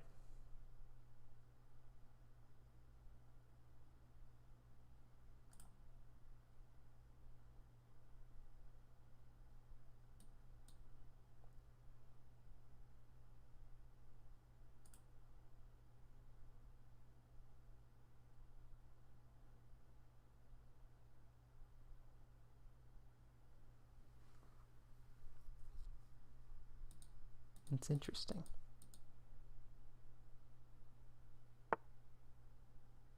Oh, he's going to open it up.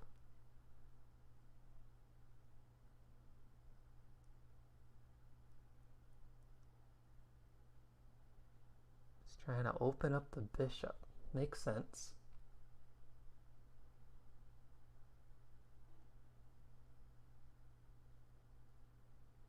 But I could take, knight here. Isolated queen pawn.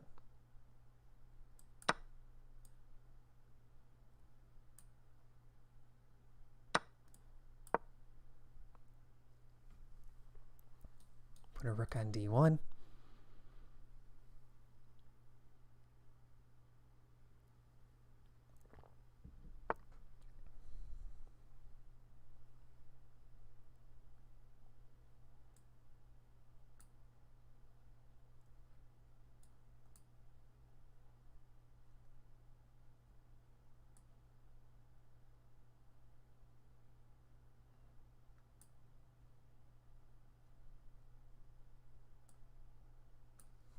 Do I take the time to play h3? Might be good timing. Or b3?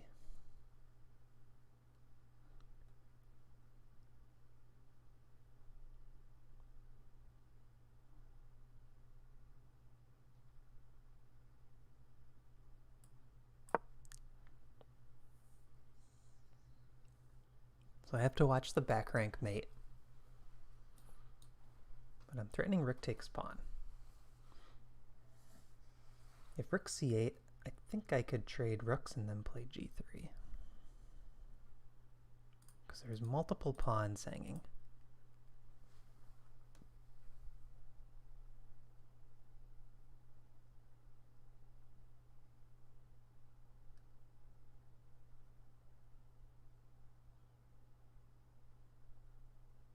King f1 might be a nice way to get rid of this back rank mate threat. Alright, rook d8.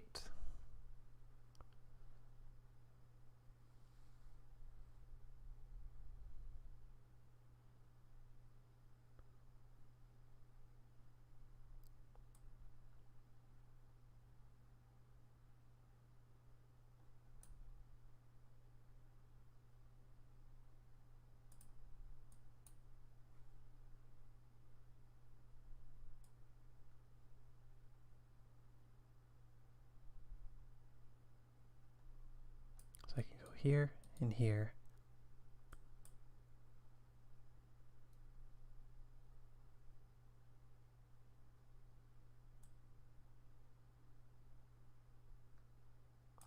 Yeah, let's go for this.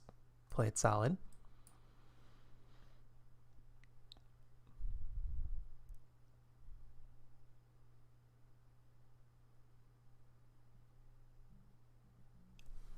I do have to kind of keep an eye on the back rank still.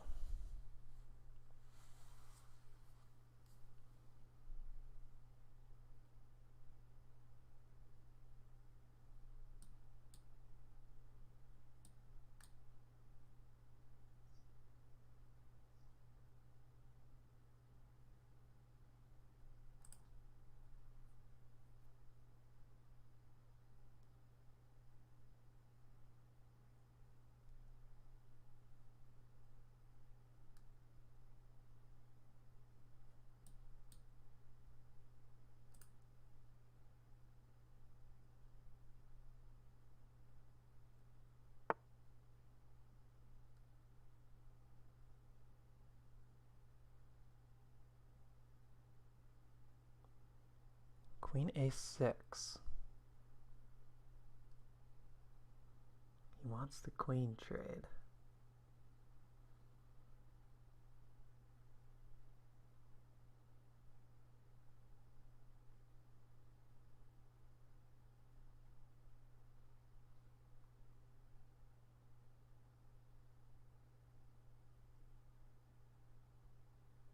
I don't think there's any reason for me to go for the queen trade here. Helps bring the other rook into the game.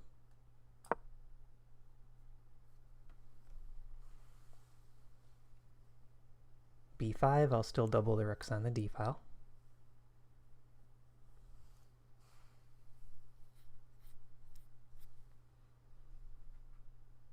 This position's pretty close to equal, but I like this just little extra play that I have against the pawn. And there is some potential counterplay against f7. Knight-queen combo. This bishop does a good job guarding b2, but if I can get that b2 pawn to safety, then I don't feel like the play is really that crazy. Okay, I could go rook takes, queen takes here.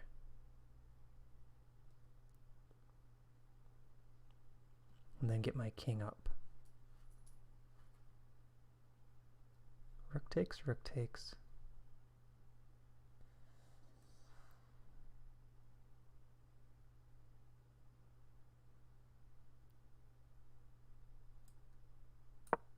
But then this pawn might die in the end. Okay, let's do this. And we'll make room for the king next. This pawn is triple attacked. Queen's x-raying the pawn on f7. So I'd like to get h3 in. And then hopefully the tactics work. Alright. So queen here, maybe rook c4. Not quite sure. My queen can sink in here though.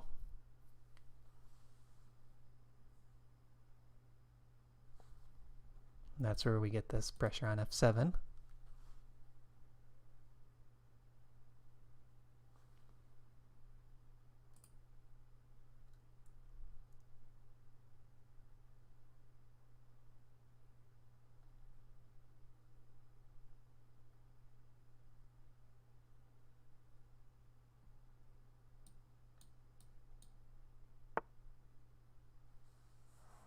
Rook c7.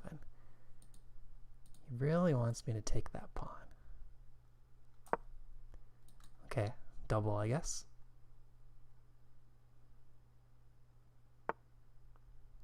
Makes sense.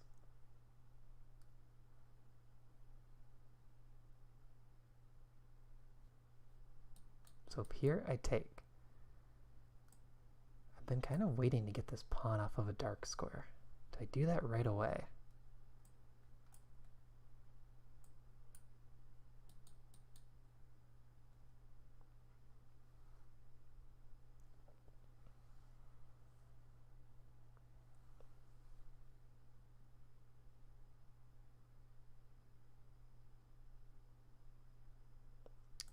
Do I go for this?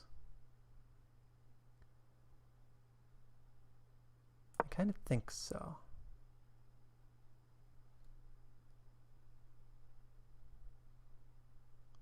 I don't need to do anything too crazy.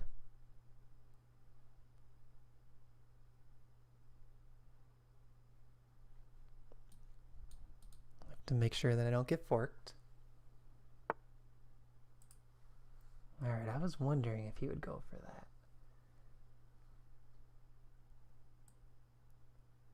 Now my feeling is this knight can come around and help.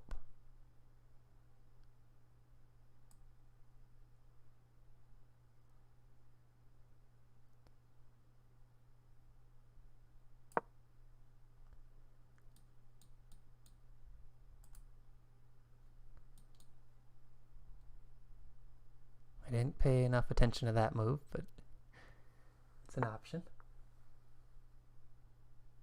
Okay, rook c8.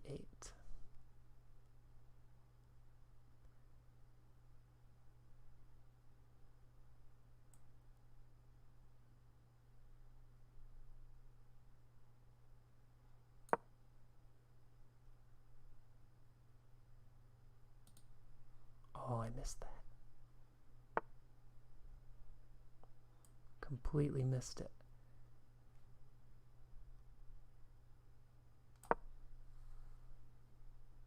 Fortunately, the clock is low.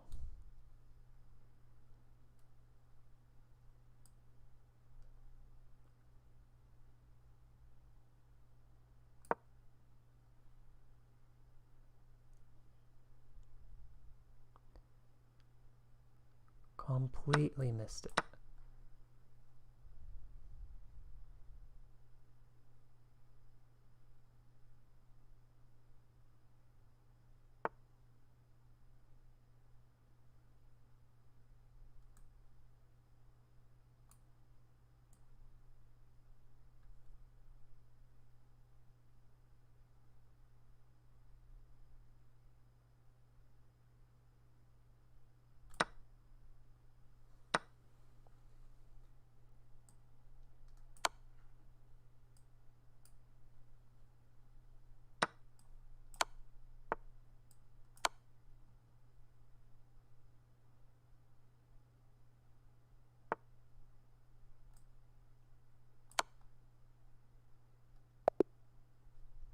Oh, good game, BRG. Very good game.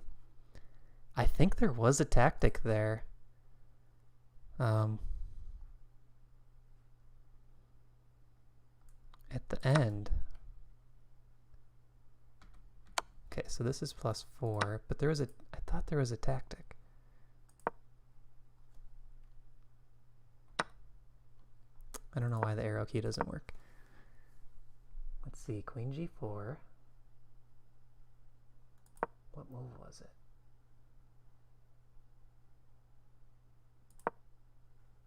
Yeah, right here, BRG, bishop c3 with the fork.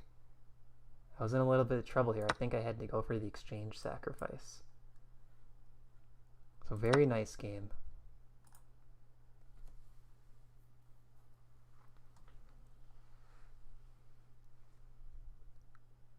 So I'm trying to run the game report, but I don't know, it's not quite working. All right, so let's go to the final standings.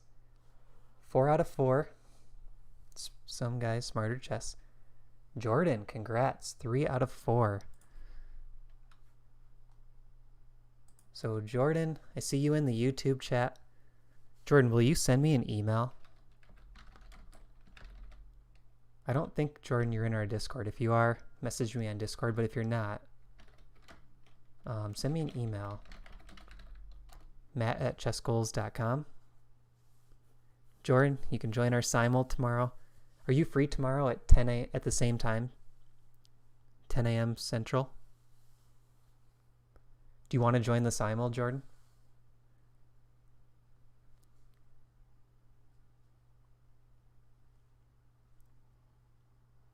Oh, can't play tomorrow? Okay. So anyone with 2 points. I think all of you have kind of already been offered to play in the simul.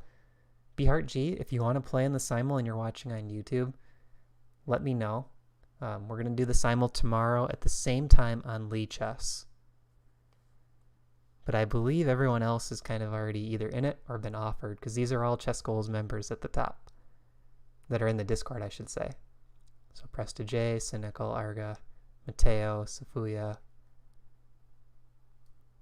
That was a really fun event. So thanks for playing, everyone. Some really good games. I didn't get to watch a lot of other games. Everyone fought really tough in the games against me. I thought BRG, there was even that chance you could win the exchange. I was in a little bit of trouble. So thanks everyone for playing.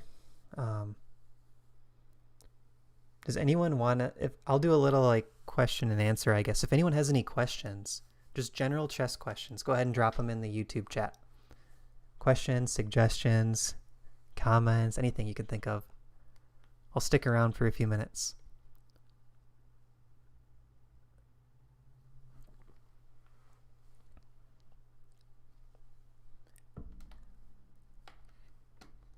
Good games, Mateo.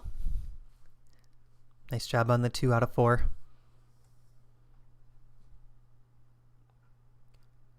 Or if you want to talk about things you would like to see happen in July, Arga has that slow chess event coming, which is going to be July and August.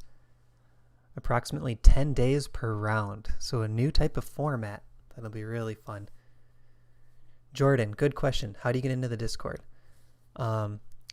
There's 3 ways. If you purchase a premium study plan or an opening course, you can get into the Discord on our website. Or if you become a Patreon for as low as $5 a month, you can join that way. Thanks, Ariel.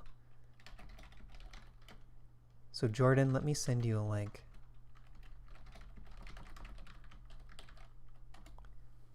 That talks about the answers, Jordan. chessgoals.com/join. From there, there's a link to the Patreon or our products. And actually, right now, if the D4 course is something anyone is interested in, I sent an email out to the email list. You can get 40% off just today only with the D4 course as part of our official launch. Thanks, Arga. Thanks for setting this up. So yeah, the Discord is not open to anyone. It's not public, but it kind of keeps it a more serious atmosphere. So everyone that's active in the Discord is pretty much following a study plan, and we talk about tweaking study plans. We talk about really everything chess improvement, but then we also have like the memes channel and some other fun stuff. Good games, Presta J.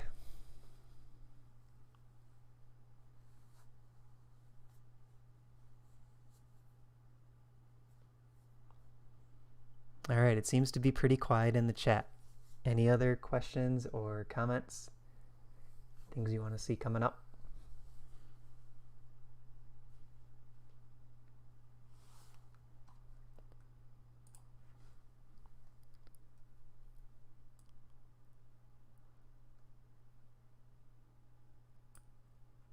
Yeah, Blitz, Ariel, that's a good idea. Blitz tourney would be fun.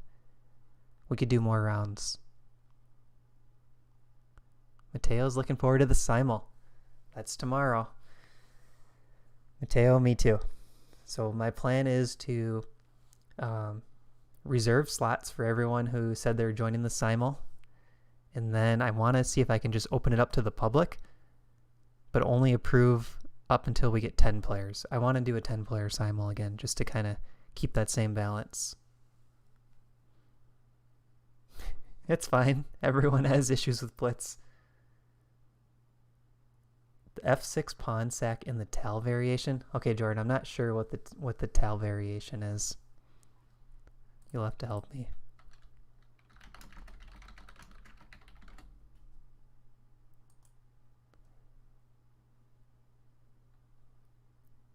Oh, is that the advanced variation? Yeah, with H4. Okay. I don't know a ton about that line, like in your last game.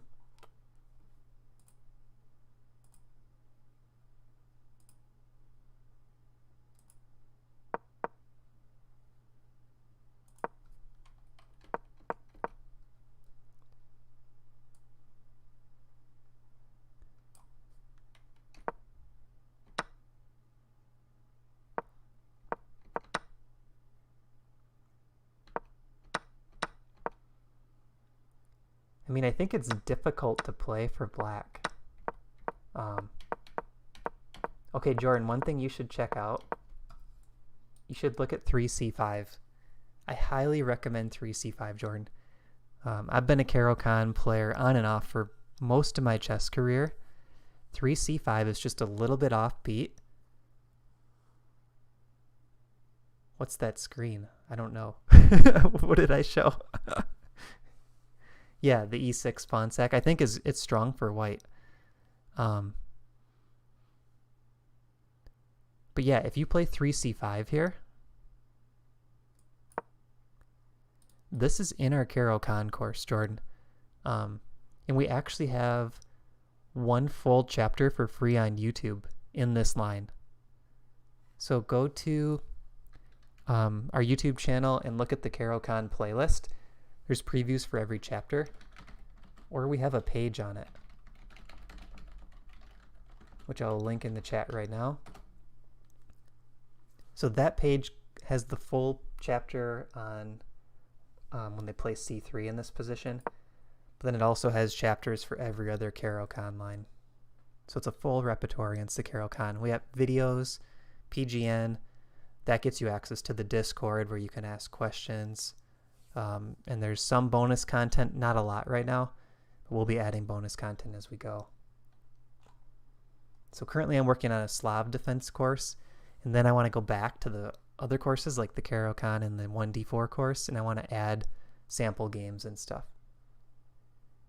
Yeah, there's no pawn sack here, and really your bishop is not vulnerable, right? So that bishop could still come out. Like if knight f3 is played and white doesn't take here, the bishop could still come out to f5 or g4.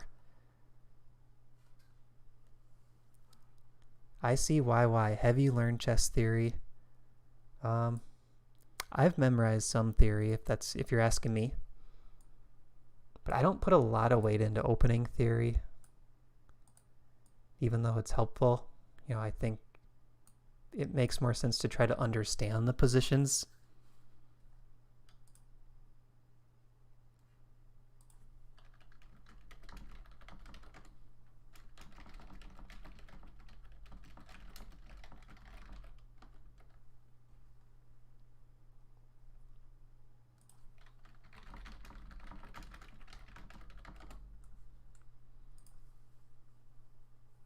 But the cool thing with this line is if they take,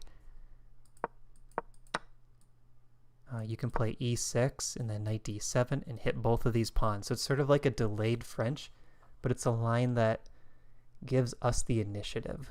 It's a temporary pawn sack, but we get to attack quickly. Hey, Gary. So Gary is saying, I saw the Sam Shanklin courses for the D4 with almost 2,000 lines. At what rating is that required? Gary, to be honest, that course is too big for me. I don't know what rating wants 2,000 lines. Because the truth is... Oh, okay, cool. BRG is joining the simul. I got it. The truth is, if you are at a level where you want 2,000 lines on your opening course, you should be putting your own theory into ChessBase. So when I was at my very highest level, I had ChessBase files for all my openings. I had tricks, traps. I would look up specific opponents. I knew who I was going to play. I wasn't just blindly following a Chessable recommendation. So that's the problem I have with some of the opening courses on Chessable. I think if it's a 2,000 line course, I don't know who the target audience is. Because if you're rated 1,600, that's way, way, way too much. If you're 2,200, that's still probably too much. If you're 2,600, maybe you want to know 2,000 lines, but then you're not going to be following a Chessable course. You're going to create your own opening course. Yeah, Gary, that's perfect.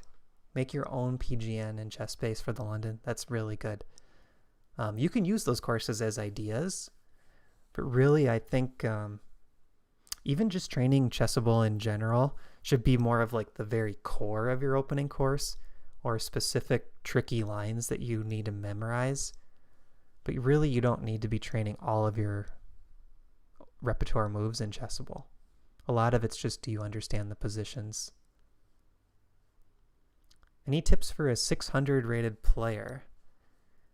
Yeah, so at 600, I think it's really important to learn ideas. If you're interested in learning online, chess.com lessons are really good. If you're interested in learning with a book, Logical Chess Move by Move is a really good book. It goes through full games and every single move gets an explanation. And like Ariel's saying, you want to do puzzles. That'll kind of teach you the checkmate strategy. You can do puzzles on Lee Chess, chess.com. Chess Tempo is another good one. And you can also buy a puzzle book. There's a lot of good books too.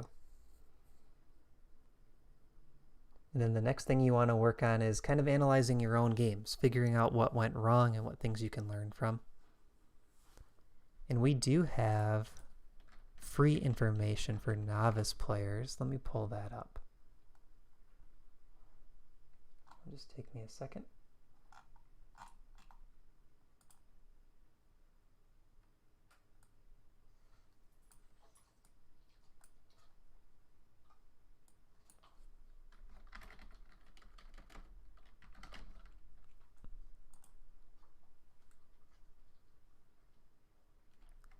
Okay, so we have a study plans page, and from that study plans page we have novice recommendations,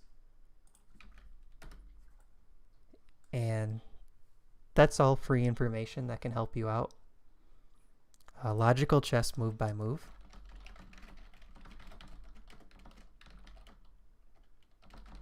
That's the book I would recommend. Carrie. Memorizing openings made me quit chess. That's funny.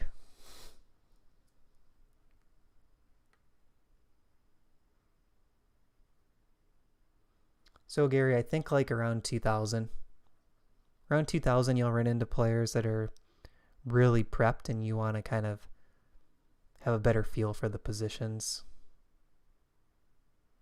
Because you can go into lines that are worse according to Stockfish or according to the stats, as long as you know them better than your opponent. Meaning know the positions better than your opponent, not necessarily who has 15 moves deep versus 17 moves deep memorized. Yeah, Bobby Fischer Teaches Chess. That's another good book.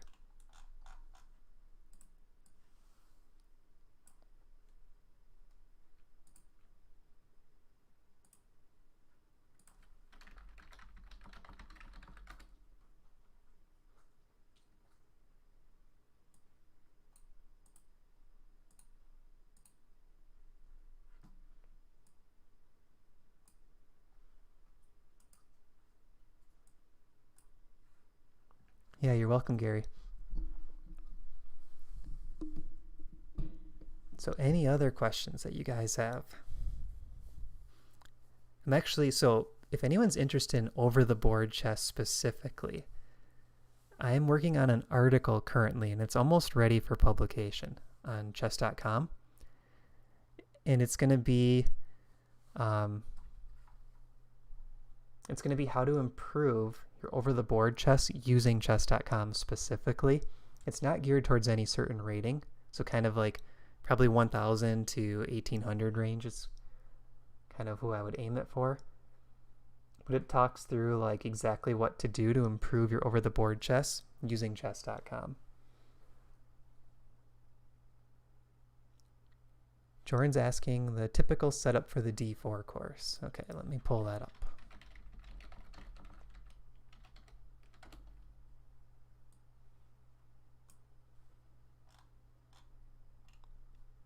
Okay, let's go through some of these lines in the D4 course.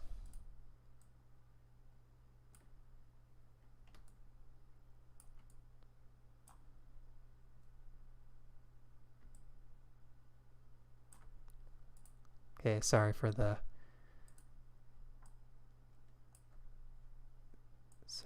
screen capture changes. Okay, so D4 course, chapter 1 in the Nimzo. We go for this position that you see up here in the upper left, and we're going to recommend knight to f3 followed by bishop to g5. It's the Kasparov variation. Mamedyarov, Carlsen have both been playing this quite a bit. And if black goes for an early d5, we're going to go for like a queen's gambit exchange variation with the bishop on b4, so it's sort of like a Rogozin defense. So nice solid system against the Nimzo. The Nimzo is probably the strongest reply to our repertoire. And then there's a preview video you could watch here that shows a couple lines. Chapter 2, Queen's Gambit declined. We are taking on d5 right away and going into what's called the Carlsbad structure. And we're going to look to play the bishop out, e3, bishop d3, knight e2, castle, and then we go for like f3 and an e4 break. And in reverse, this is like a caro-kann exchange. We go for that same plan with the black side in the caro exchange. So if you have our caro course, similar plans in the Queen's Gambit declined for white. Yeah, Reassess Your Chess, really good book. I think it's kind of geared towards like 1400 to 2000. Isn't the current meta to not allow the Nimzo with 3 knight f3? Could go either way, Gary. You know, I think if your opponent is really well booked up and you're a super grandmaster, yeah, you might avoid the Nimzo unless you have a specific line ready. But there's a lot of GMs that are currently going for this exact setup. Knight f3, bishop g5, and even though the engine might say it's really close to equal, there's still a lot of play in the position, and I think white is still the side that moves first, develops a little bit quicker, and allows them to put a little extra pressure on black still. But yeah, you can go knight f3 and go for a Catalan. I've done that quite a bit in my career, or you could just play solid.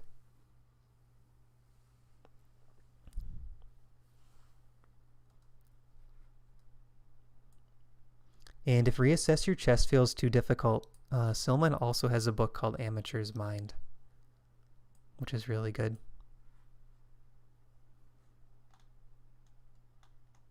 So Jordan, we have a couple exchange variations here. We exchange in the Queen's Gambit. We exchange in the Slav with this kind of offbeat line with bishop g5. Sort of like a Trompowsky, but the c-pawns are traded. Kidd and Grunfeld, we have a cool system where we're going to go e4, get the big center, and then h3, g4. Kind of takes black out of book. Yeah, Ariel, I agree. Probably 1200 plus still for Amateur's Mind. There's kind of a gap for opening books. Like players just a little bit under 1200, like 1000 to 1200. There's not a lot of great books that I recommend. You know, I think like the Sirouan series, Play Winning Chess Tactics, that series is pretty good. But some of those are pretty advanced too. Like Winning Chess Tactics can be tough. But I think chess.com lessons are really perfect for that rating range. Like 800 to 1200. The chess.com lessons are really geared towards that group.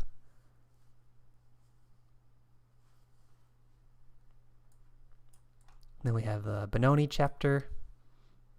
There's some fun lines in the Benko here where we actually allow black to take c4, play it solid. Yeah, logical chess, less than 1000. Exactly.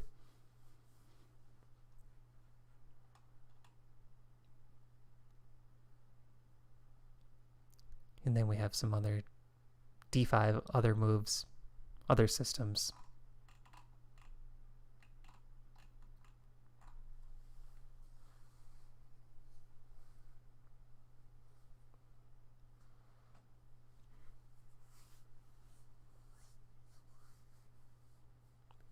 And if anyone ever has like direct questions for me and you're not in our Discord, you can always email me.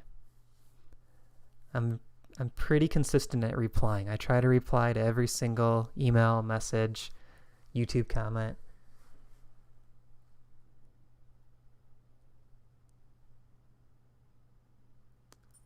Yeah, we have a novice study plan. Novice study plan is good.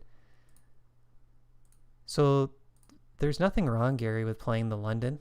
And there's a lot of courses out there on the London. The reason I went with this classical D4 course is because I wanted something more mainline. And JD, one of our Discord members, he's like I think his USCF rating is 1790, but he's probably already Class A player, almost expert level, maybe expert level already. He was kind of the inspiration for this course, so I wanted to find him lines that he could use against players that were under 2000. So really I feel this course is a nice system to play like all the way up through the club levels. And when you reach 2000, like we talked about, you probably want to start to add your own lines to this course. create some of your own theory. But I think the one issue with the London, your opponent is most likely ready for the London these days. They'll have a system ready to go. And as you approach the 2000 level, like there's some pretty aggressive systems for black where I don't feel white is getting as large of an advantage as you could get with some of these other systems. But it's really just my own personal preference. Like there are GMs obviously that play the London every single game and their opponents know they're going to play it and they still go for it. So really nothing wrong with the London.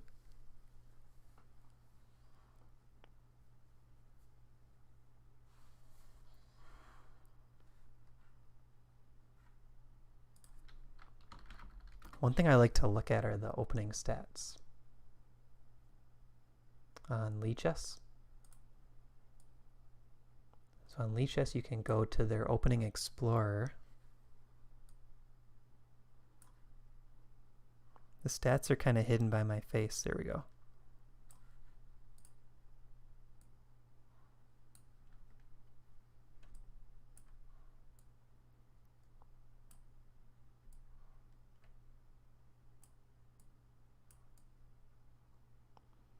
You see these stats here in the lower right?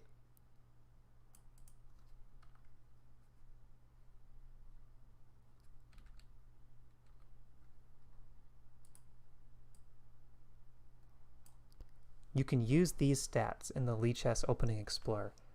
And there's this gear icon. You can pick the rating range. So you can see here, like I was looking at players 1600 to 2200, Blitz Rapid, and Classical. But you can use these stats to help you figure out which lines give people issues. So like let's look at the London. D4, D5. Let's say knight f3, knight f6, bishop f4. So Gary, I think you're exactly right. Lines like c5, I feel give black kind of that slight initiative, even though there are ways that white can try to hold a stockfish eval advantage. You have to be ready for these lines. And if you're someone that plays the London no matter what, you have to have something ready for even a real quick c5. And if you play the London against fianchetto systems, like let's say this, some of these are pretty tricky for white as well. So even though it's this system that you can play against anything, the London, you got to be ready for a lot of different setups. And black could have something prepped for you that maybe you're not quite comfortable with, like this line, b6. And if you really want to stick to your guns and play London, this could happen. And I used to play these lines as black, and I think they're a lot of fun. They're very dynamic, but it takes the London player out of their normal system. Yeah, Joe Bava. How long have you been playing chess? I started playing chess when I was 5, and I'm 35 now. So I've been playing about 30 years.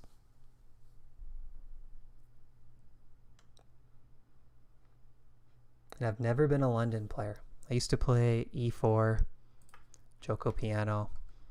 And then I switched to d4 for a long time, Catalan. Quite a bit of knight f3, kind of the ready. So I've played a lot of different opening systems in my career.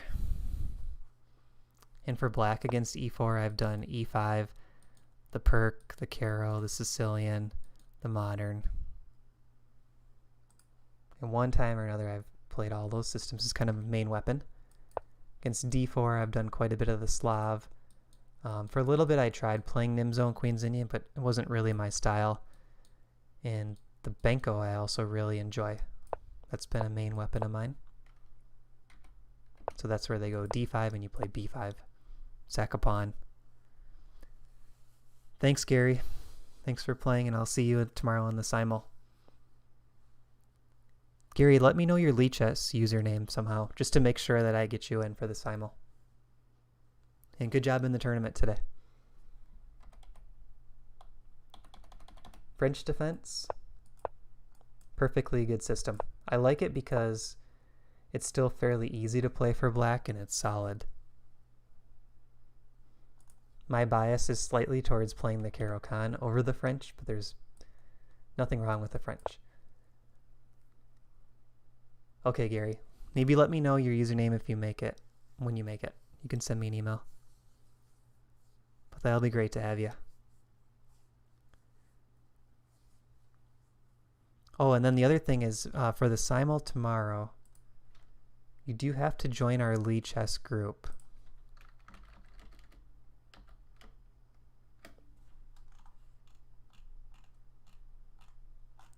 Gary, send me an email. I'll give you the username and password for that group too. That'll remind me.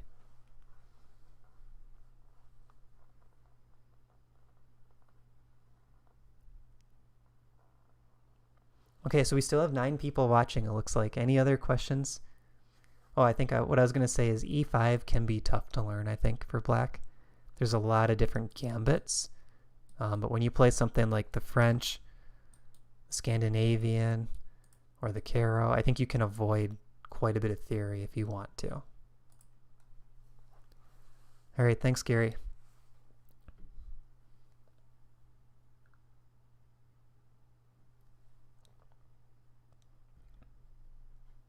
All right, thanks, Jordan. I'll check my email. Thanks for playing. Good job today.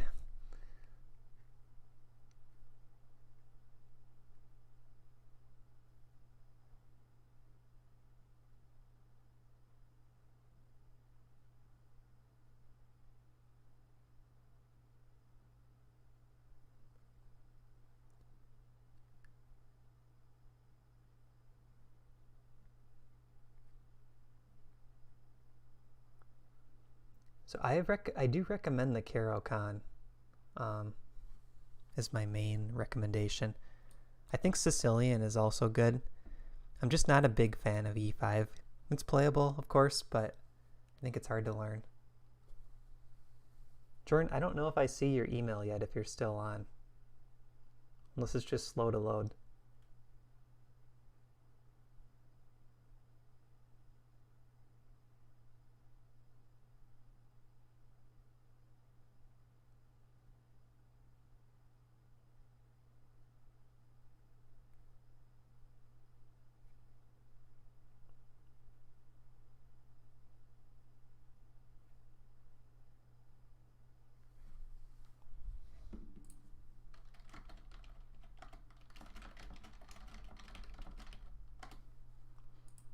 Jordan, if you're still on, there is Matt at ChessGoals.com or mjensen23 at gmail.com. But I don't see your email yet, just so you know.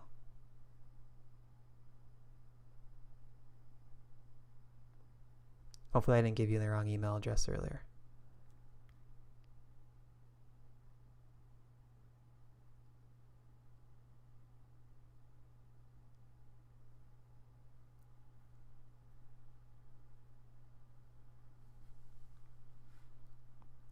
Yeah, Ariel, there's nothing wrong with caro-kann for beginners. I think it's a good system. It looks funny, like you're not doing the traditional pawn in the center on move 1 and develop, but as soon as you get d5 in, you hit this pawn with a tempo. So it is happening quickly that you're going to get developed.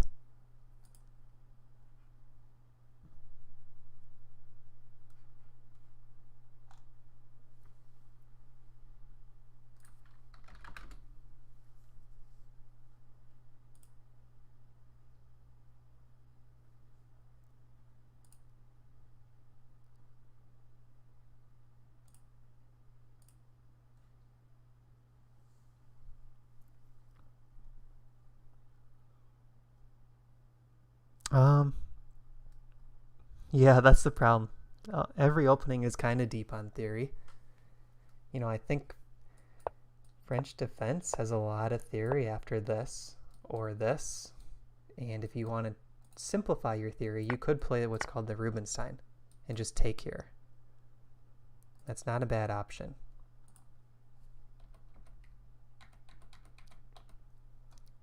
But I think if you want the least amount of theory, the Scandinavian might be best.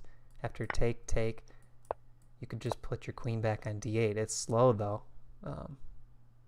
But this is a way you could kind of get out of theory. I don't think the caro-kann is too hard to learn though, especially like the lines we recommend in our opening course. Some of them are theoretical, but they really are trying to avoid theory for the most part.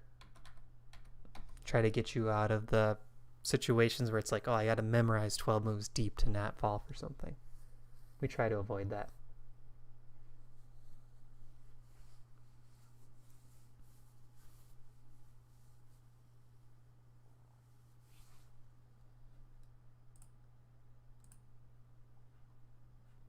Now I'm trying to figure out why I didn't get the email from Jordan. I'm one of those people that's like, I read every email and I keep a zero inbox for the most part.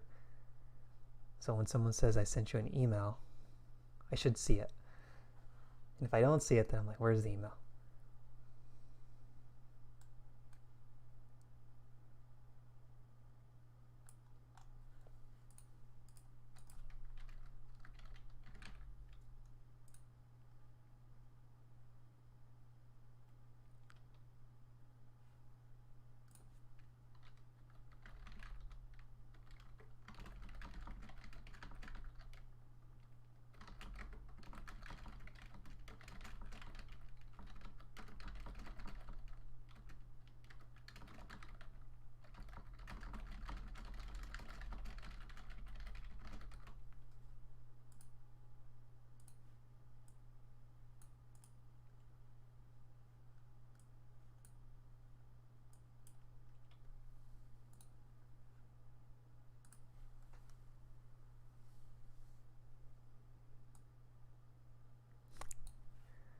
So against d4, I think the Slav is pretty good. It's the c pawn again, or you could play, maybe even easier is Queen's Gambit declined. Get those pieces out and castle. And then this pawn can either go to c6 or c5 later.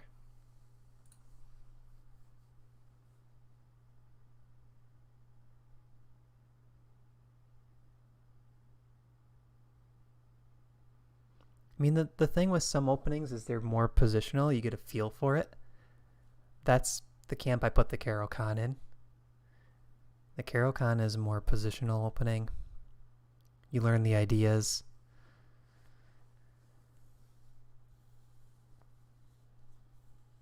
Arga, have you studied the chapter though with 3c5 in the advance?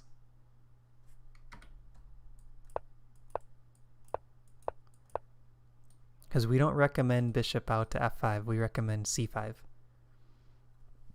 So it might be a difference from your game. I didn't check it out though.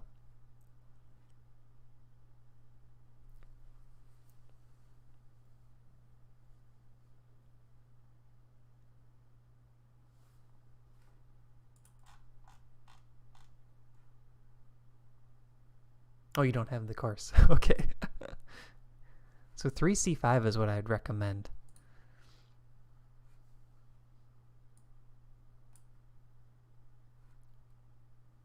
Three c5, and then you can kind of play this as like a French defense down a move, but you do have the option to get the bishop out, depending on what your opponent does.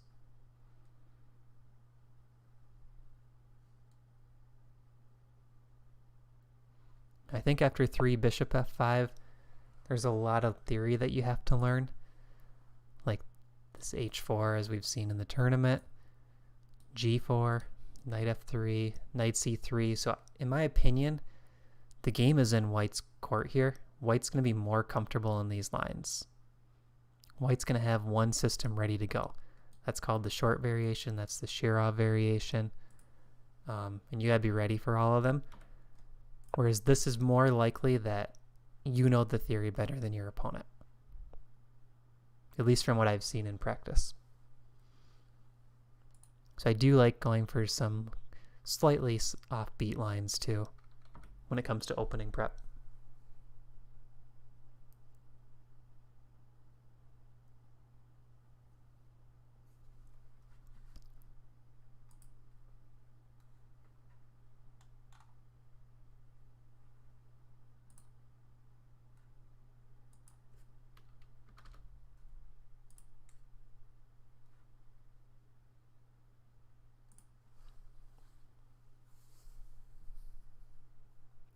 Any other questions? Anything else we should talk about?